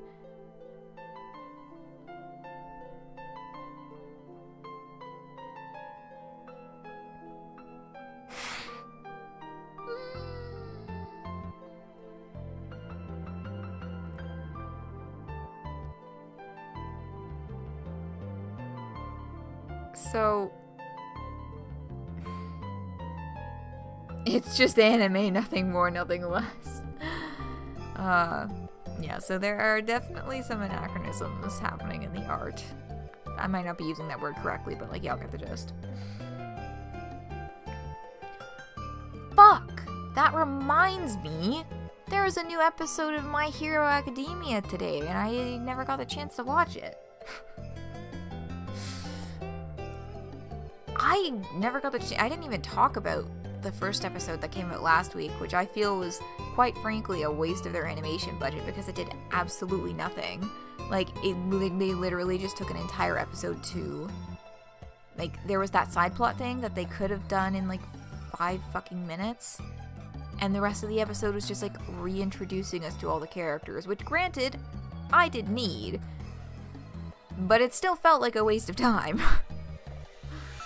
Or, I don't know. Maybe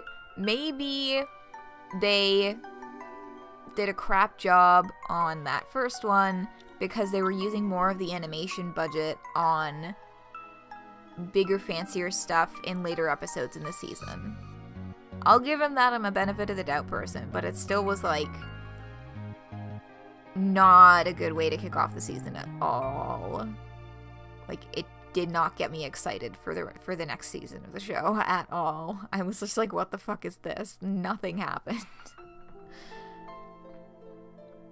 Maybe episode 2 will change my opinion.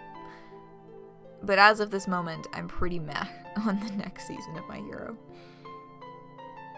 Mind you, this is also from the perspective of someone who is not keeping up with the manga and hasn't read any of it. You're free. Oh boy, am I ever not. Oh well. I don't know. I like following serialized anime, even when it's not the best show, because it's just like, oh, that new episode is coming out. It gives me something to look forward to. Kind of like new volumes of Pesterquest do. Anyway.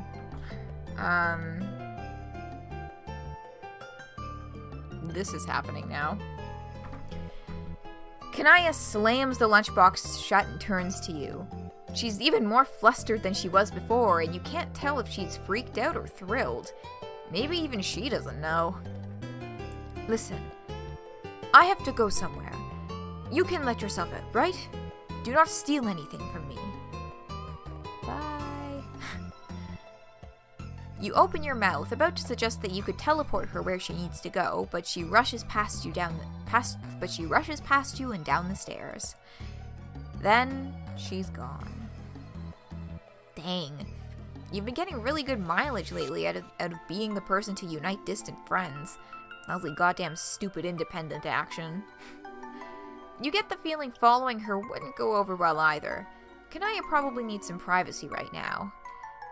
A lesser friendship aspirant might give up at this point, but your unique skills have honed in on one thing. This relationship is happening because of your advice. Surely once things settle down, Kanaya will remember this and turn to you, ready to embrace you and rain down thanks and praise for your good works. You're not about to wait around for it here. You zap ahead a couple days.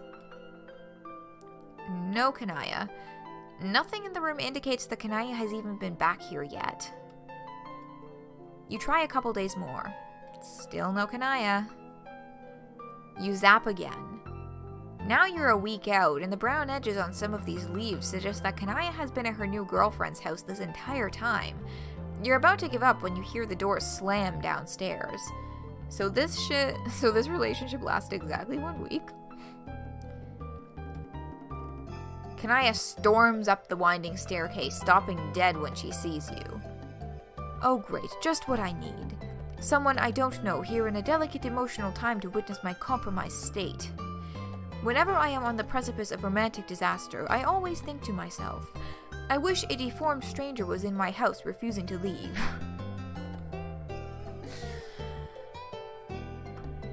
I wish a deformed stranger was in my house refusing to leave. What a fucking burn. Just to bear witness to my inelegant suffering. Okay, wow, that was harsh. You're beginning to think your strategy is not going to pan out. Never one to be deterred easily, you cautiously ask her if she wants to talk about it. She puts her face in her hands. You know what? You are probably the only person who thought this was remotely a good idea, and therefore probably the only one I can complain to. Everyone else saw this coming, I'm sure. As outcomes go, this one was not particularly stealthy. When she looks up, she doesn't look angry anymore, just upset. Oh no. I do not know why I thought that in becoming my matesprit she would somehow start acting differently than the way she always has. Relationships are hard. Relationships are hard and nobody understands. Well, no. I mean, they are a very common form of social interaction. I think most people, especially past the age when their genetic contribution is legally required, understand.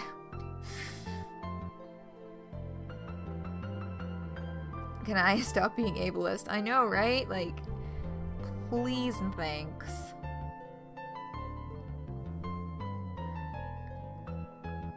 She'd much rather you saw her suffering elegantly.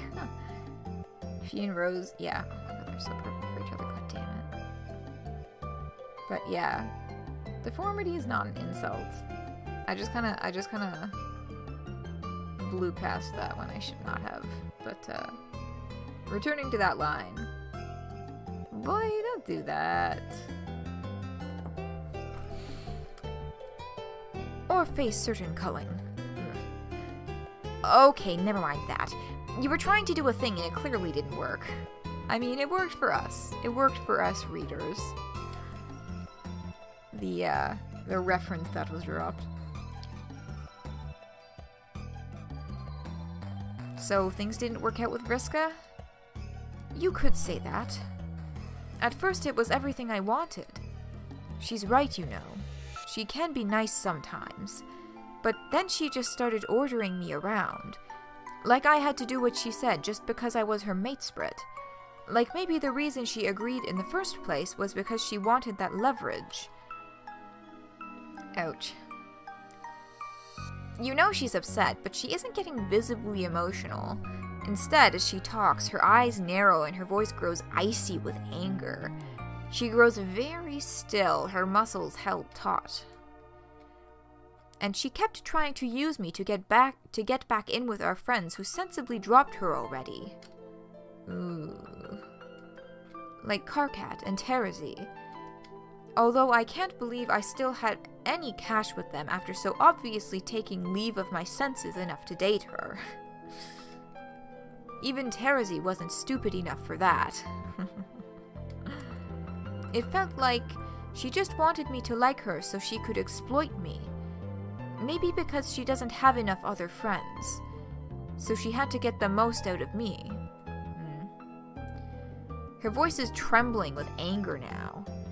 Jeez, that's rough. Honestly, it sounds to you like Kanaya dodged a bullet. When you first saw that Kanaya had a crush on this girl, you kind of assumed that someone as composed and rational as Kanaya would be drawn to someone who would compliment her well. But you've just watched her walk into a train wreck. Well, encouraged her to. It's probably good she broke up with Vriska. I didn't. Oh, well. So, all of that fucking bullshit, and then Vriska broke up with her. God damn. But you're right. She stalks over to her husk top and throws the top open so violently it nearly breaks. She opens a window and starts typing so hard her claws hit the... so hard is repeated twice in that sentence. That should only be once. She opens a window and starts typing. Her claws... Typing so hard her claws hit the keys... Yeah, the grammar of that sentence is just wholly wonky, so I'm just gonna ad-lib my own grammatical fixes there. The infamous sprite, indeed. She opens a window and starts typing, and her claws hitting the keys so hard that one of them pops off and flies to the ground. You know, Vriska, I didn't just want to date you. I wanted you to feel the same things I felt and treat me like a matesprit. And whatever this is, it isn't what I wanted. Excuse me? What are you saying? But Kanaya slams the screen down and turns away. Then she puts her hands over her face again and bursts into tears. You can't help but feel a little awkward. There? Kanaya glares at you. You know this is your fault, right? I do not think you have shown yourself to be competent enough in this area to try to fix things now. Can you please just leave me alone? Yeah, you're not gonna be able to turn this around. Leaving probably is the best thing you could do for Kanaya now. You nod sadly and zap the fuck out of there. You didn't help. Oh, poor child.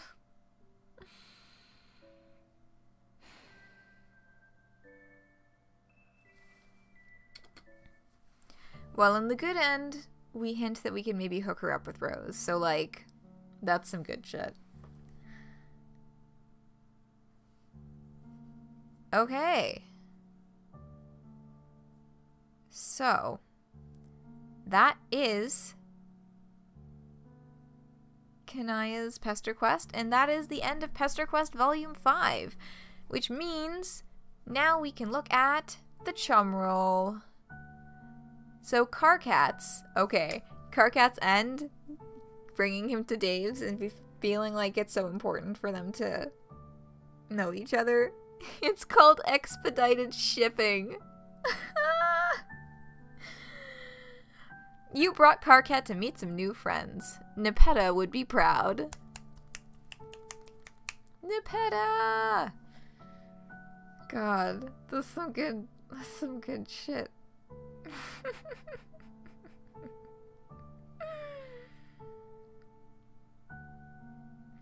Yeah, I fucking love that one. And Kanaya's is called Tentacle Therapy. You assured Kanaya that liking Dracula's is really cool. It's literally zoomed in on the Dave and Carcat interaction in the end panel. I know. Oh my god. Okay. Now, credits. So, writers. Aisha Farah, of course, for Carcat. We knew that for a good few weeks that Aisha was going to write Carcat. And she did amazing. And Magdalena Clark is back. Yay! So we talked a little bit about the tweets that kind of hinted at it. Here's, of course, the solid confirmation. Magdalena Clark, who also wrote Zebedee and Vicaire and Elward. So this is the second time that Magdalena Clark has written Cerulean Jade Blood Disaster Lesbians. I think that she's very good at it. Character art, both characters for this volume were Gina Cachan. Chacon. I flipped the pronunciation in that name. Yes, Gina Chacon, both Carcat and Kanaya. Mwah. Beautiful, beautiful. And Dave. So I think it's really interesting to see that oh shoot, I don't know pronouns, that they like made a very deliberate choice to hyper stylize the trolls versus how the human sprites were done. Background art is Phil Gibson. Yay! Poinko is back. And Phil Gibson also did ending illustrations. Music. Okay. So, Carcat's theme, Crustation. Yes. And then Toby Fox, Kanaya's theme, Darling Kanaya, from volume 5?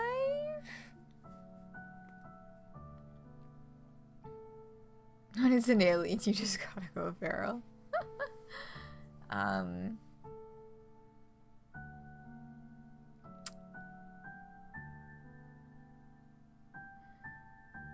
Yeah, I don't think that Darling Kanaya is on Alternia, because Alternia is like chiptune-y. Primarily. But now it's gonna bother me, so I need to look it up. Let's see. Actually, if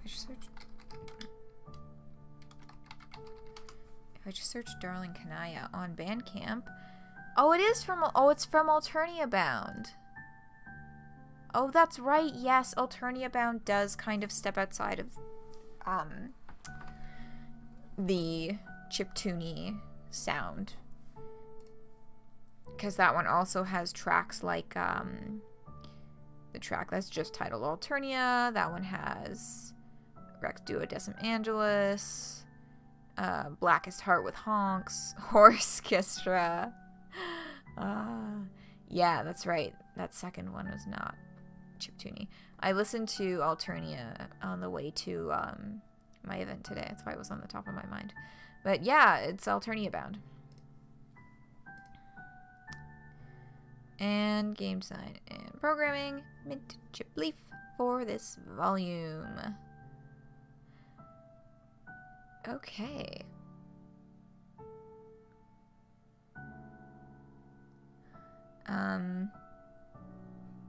But yes, it is indeed Toby Fox. Those, I think both of those albums by Toby Fox? I think those are both full Toby Fox albums.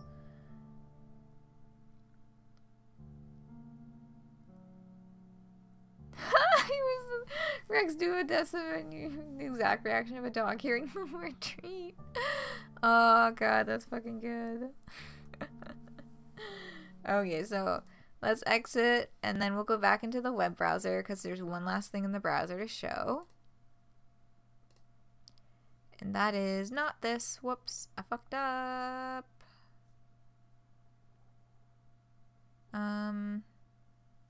It's this. There we go.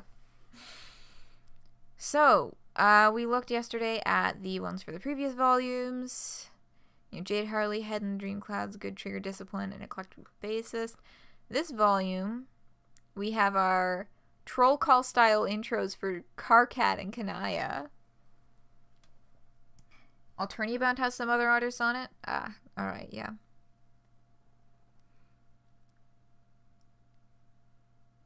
You played a lot on Beat Saber. So Carcat Vantis. Crabby. Blood color? Not specified. If I hate myself so much, then why don't I hate marry myself? God, that's such a... That line makes me ache for him to reconnect with Jade because their friendship was so fucking good. They had some really great Pesterlogs. Oh yes, and Kanaya. Oh my god, yeah. Adept at human sarcasm, cosmetic butchery, and just the LGBT community, like in brackets. Yeah. And then these are the emoticons for these two volumes. Pardon me. Oh my god, it's 1:14. What the fuck?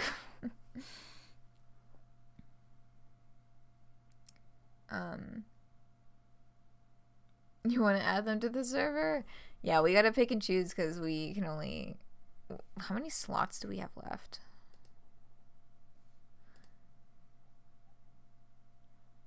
We have more emoticons in the server than I remember us having.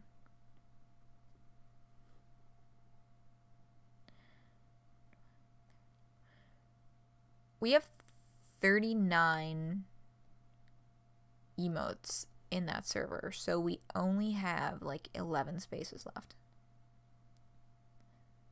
Yeah. No, they're all golden.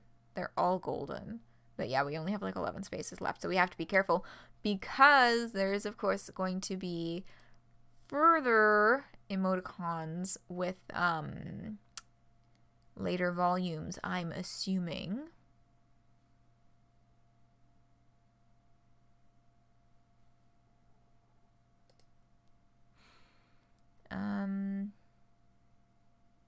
Oh yes, we do have all of the MSPAR ones. Second row, second. Which one is that?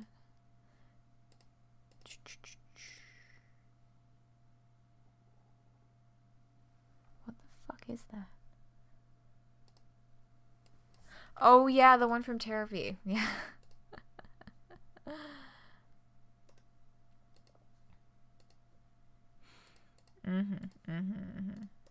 That is indeed a very good one. Okay, so this link, boop. Yeah. So that's it for this one.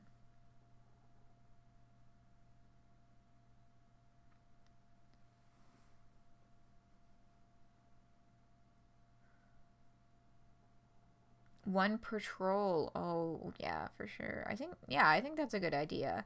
And yeah, we can probably remove a few of the gag ones, like the fucking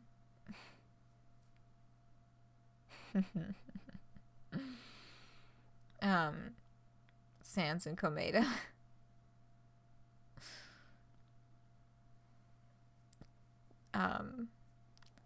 Let's see. Oh, and the one with I don't know. The one with Roxy and Jane eating cake is like a very specific emotion. So, but also I don't think anyone has ever used it.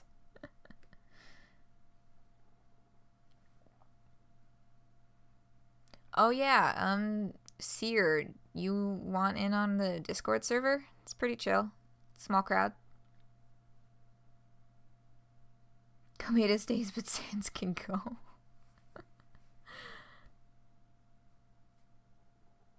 He can find love in a troll. Oh my god.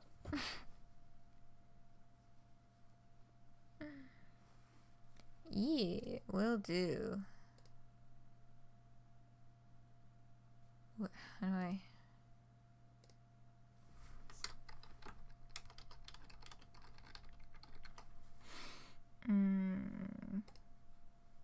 Okay, cool.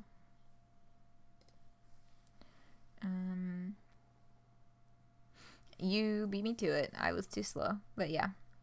That is a link to the server.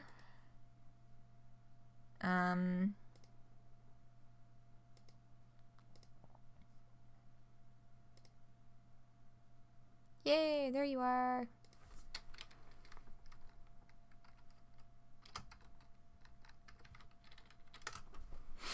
Okay, cool. So that's all set. And with that,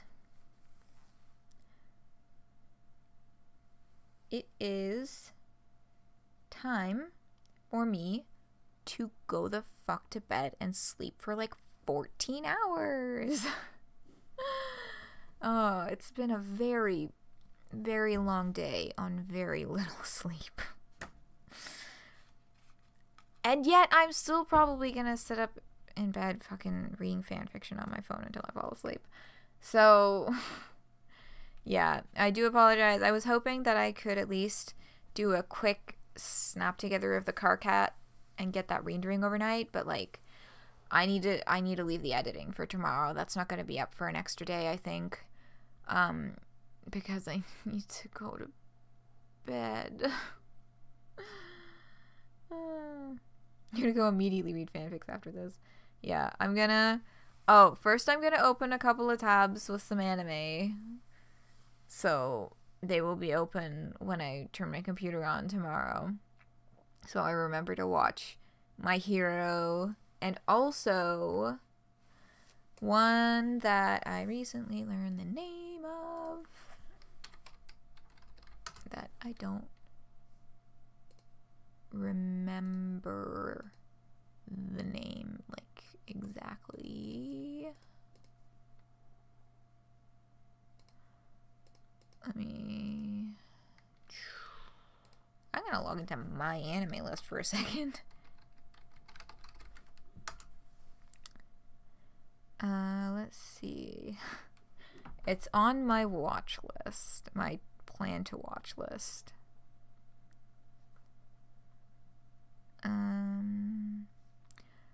Hoshiai no Sora. Also known as Stars Align. It's a sports anime about tennis, but it's also got some good gay things going on. So here, I will link it in chat. I will link the... It's like soft tennis, I think is what they call it in the translation or something. I've seen a couple of short clips on Twitter. That's what pointed me towards it. And so, you know, I saw, you know, after the last one I watched, I literally, if you go back far enough, you'll find my tweet that was just like, well, I guess I'm watching another sports anime. Because, like, I never thought in my entire life I would be a sports anime person. I mean, I haven't really watched all of the popular ones. Like, I've watched Yuri on Ice and Free. But I guess I'm just gonna watch another one. So I'm looking forward to it, though. It does look very cute. And it's another one that's currently airing. So I'll have another something to look forward to. Eureka boring for you. Yeah, I mean, I can understand if, like, the long, like, they do, on the, what's it called? They focus on the competition pretty heavily. Although I did read something from the author that was saying, like, what they were trying to do is, like, they weren't trying to, like, make a gay show. They were writing, to quote her, they said they were writing a love letter to figure skating. But they wanted to prove that you could, like, you know, have a show where the romance isn't the primary focus, and have the romance be gay. And then it became known as the gay show because we are fucking starved for representation. But yeah, I haven't watched Yuri on Ice in a while. I'm not gonna lie, I'm pretty sure I've watched it at least 5 times over. There was a certain period of my life where it was like the one thing that I would rewatch when I was in, like, fucky, like, headspace, was I would just rewatch the entire first season of Yuri on Ice. Although the entire first season is all that exists right now. And I really hope there's a second season someday in the future, because they fucked up the ending to the first season so they could get a second season out of it. They damn well better be able to get a second season out of it, because they fucked up the ending to the first one. Because it was really, really clear that Yuri was supposed to win and not Yurio, but that's neither here nor there. I shouldn't be ranting about anime right now. I should be going the fuck to bed. But yeah.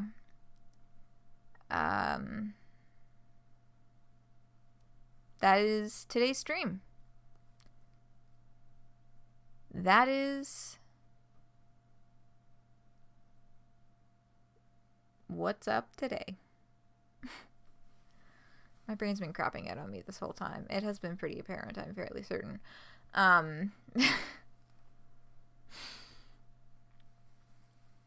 Yes, this day. This weekend. This is this weekend of streams over. This was shit. I keep forgetting that it's the anniversary stream weekend, but you know what?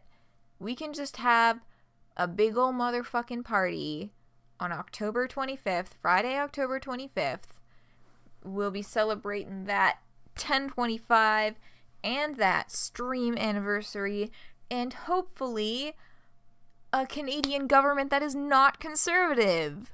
Please and thanks. Our election is on Monday, and I'm kind of terrified.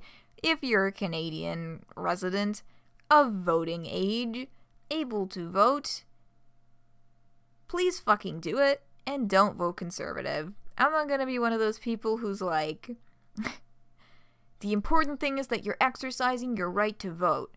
Look, if you're exercising your right to vote by voting for someone who's gonna fuck us all over, like, I'm not gonna endorse that. Make the right decision, and just don't fucking vote conservative, for the love of God.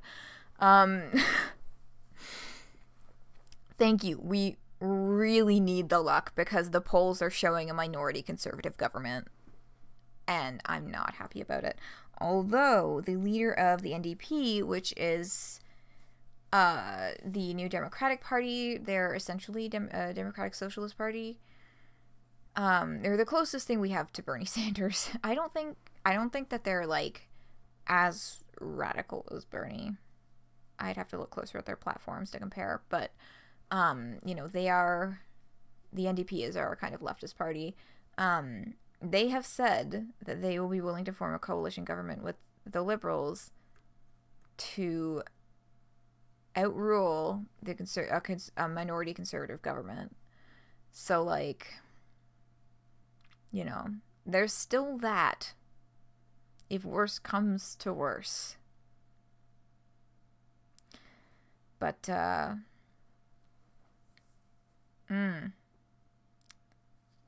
it's not looking good, my friends.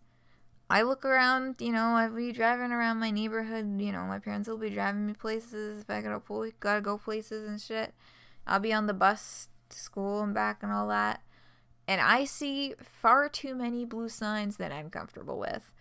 And so in Canada, the colors are reversed. Blue is the Conservative Party and red is the Liberal Party. The NDP is orange and the Green Party is green. Duh. Those are kind of the four major parties.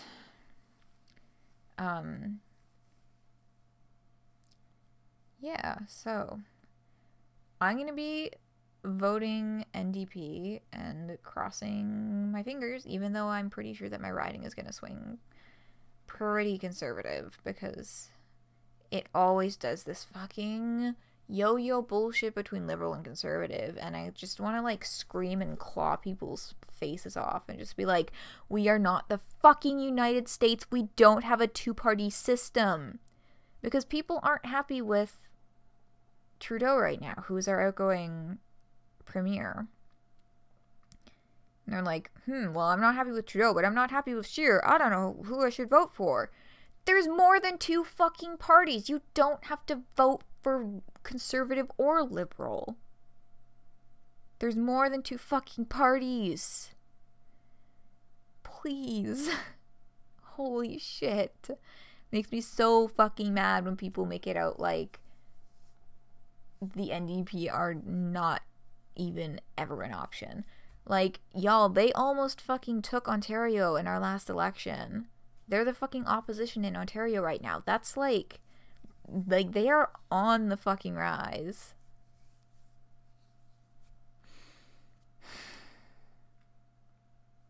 Yeah. So next Friday, we'll have the results of the Canadian federal election. And, we'll see. We'll see. And yes, I also wish the United States the best in getting someone good over there next year. American cultural hegemony. Yeah. Yeah. It is a very big downside, and it's screwing over our political system, because people are just like, oh, it's only two parties, and it's like, dude.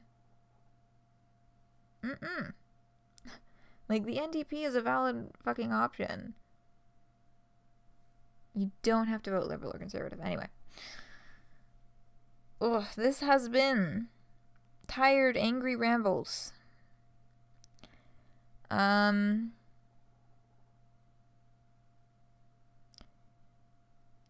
This has also been Pesterquest Volume 5.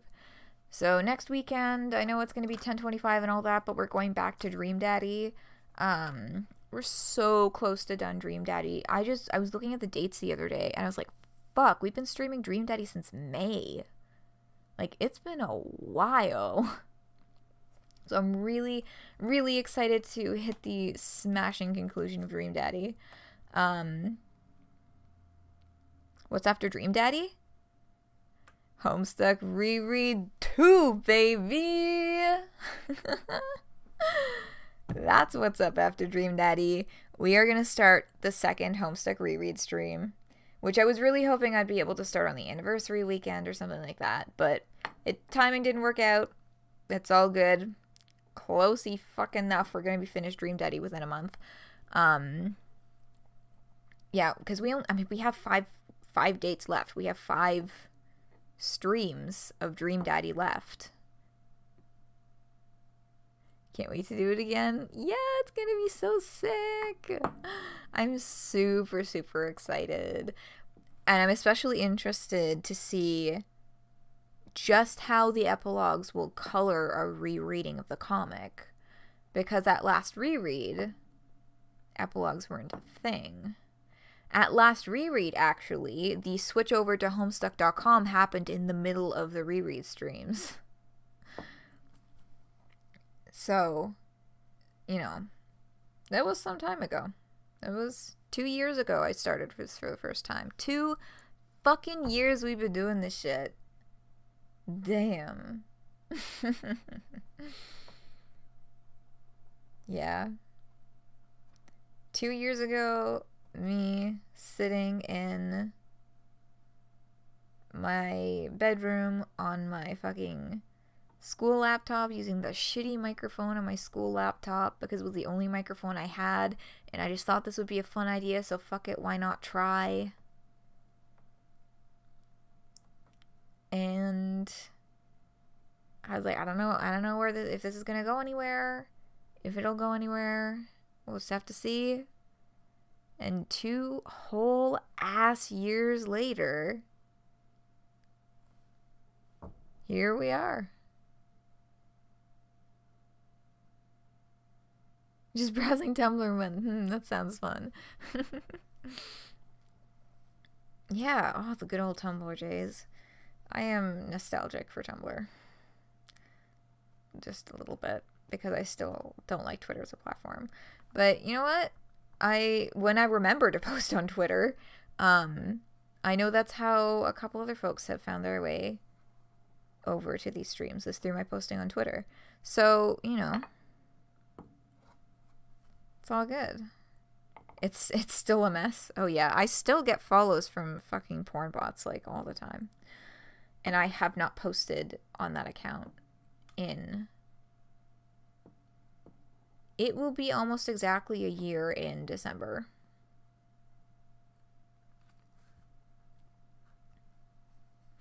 But yeah, see, the tweet machine. But yeah, it's been a solid 2 years. Like, you know, I got on a fucking affiliate program. I wasn't planning on making money from this, but like, I got on the fucking affiliate program. That's cool. Yeah. So that's just, you know, pretty darn exciting, I think. Yeah, and I've been uploading on YouTube for... There's now like a year and a half of streams on YouTube as well. Because I started uploading with the start of the Friend Sims. Oh god. Oh god. If I get like, oh boy. That's a lot. I mean, you know what? In 2 years, I'm at like generally 5 viewers per stream. And like I'm kind of pretty happy with not being like blown the fuck up, you know? It's easier to talk to people in chat when it's not moving a mile a fucking minute. Like I'm remembering so like some of the Hype Swap Friend Sim streams, we had like 6 people going in chat at once, and I was like really struggling to keep up with it. And I was like, oh fuck. Yeah. I like the coziness of interacting with a smaller group. Not that I am unwelcome to more folks, the more the merrier, of course. But yeah.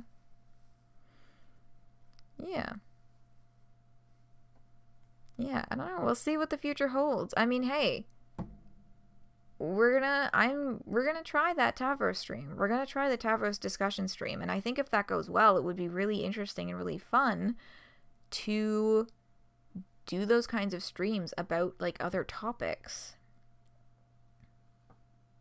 You kind of like it when new friends show up. Yeah, I mean, I'm always happy to see new faces to come around and hang out. I'm always happy to see new folks. But yeah, you know, we'll have to see where that kind of discussion goes. See, I think honestly the biggest hurdle for that discussion stream right now is my shit ass fucking internet connection.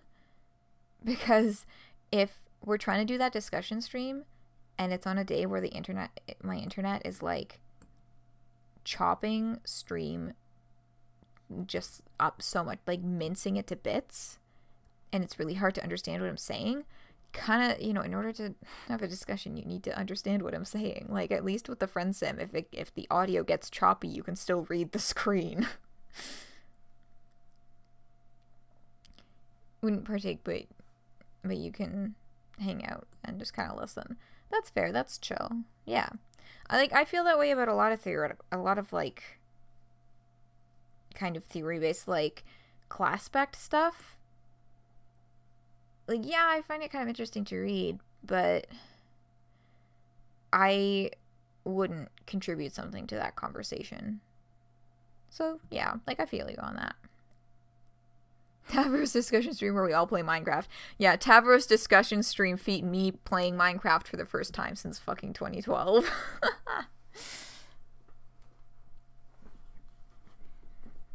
Alright, yeah, so 2 years. Please, that would be really fun. Yeah, maybe I'll do a discussion stream while I'm playing Minecraft for the first time since 2012 when it's a less serious discussion topic, because I do want to have like a really serious critical discussion of Tavros. And I feel like if I'm playing Minecraft, I won't be able to concentrate on the conversation at all, because I'll be too busy trying to figure out what the fuck I'm doing. It is almost 2. What the fuck? But yeah, that's another idea definitely to put on the back catalog. But God, I'm so antsy to bring back bonus streams, but I know that like right now they just would not work out very well.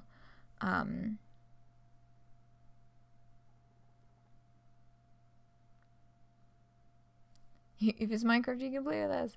Yeah. Yeah, it'd be neat to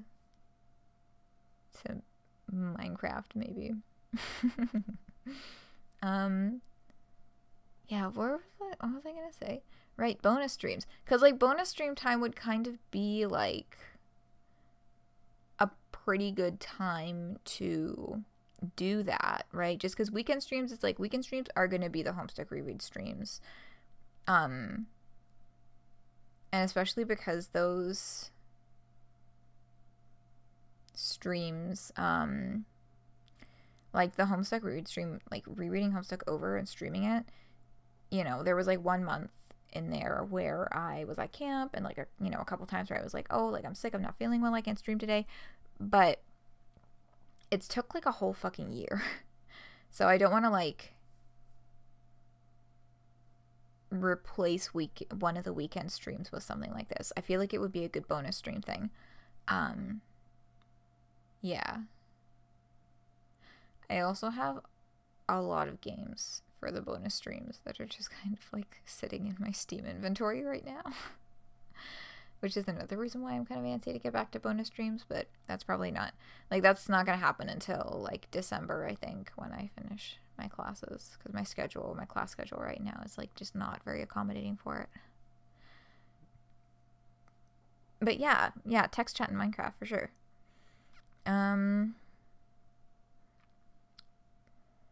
Yeah, it's always exciting to like talk future plans for the channel. Because, yeah, I'd definitely just, you know, I ain't stopping this anytime soon. I'm riding this baby out. Like, I look forward to streaming every weekend. I look forward to it a lot. It's one of the highlights of my week, you know? And a big part of that, you know, I mean, basically the whole, like, reason is these, like, wonderful people who, all of you wonderful people who come and hang out, and the amazing conversations that we have, and the fucking hilarious shit. You know? I mean, if y'all weren't here, it'd just be me sitting in my room reading to myself. You know? And like, I can do that without turning on the internet. But yeah, it's really fun. It's a highlight of my week. I love having all our ridiculous conversations, and I hope that it's a kind of bright spot for all y'all too. And cheers to another year of all these fucking shenanigans. On that note, it is indeed 1:42 a.m. I've been awake for a very long time, and I very badly need to go to bed. That is it for this weekend, but we'll be right back here next weekend. Friday, October 25th, 10:25. Oh god, that means it's almost the end of October. Anyway, I'm not gonna think about that. But, yeah. Next weekend, Dream Daddy.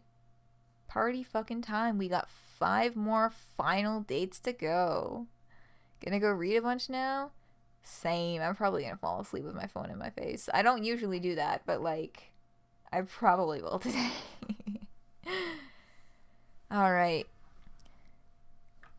Well, have a spectacular week.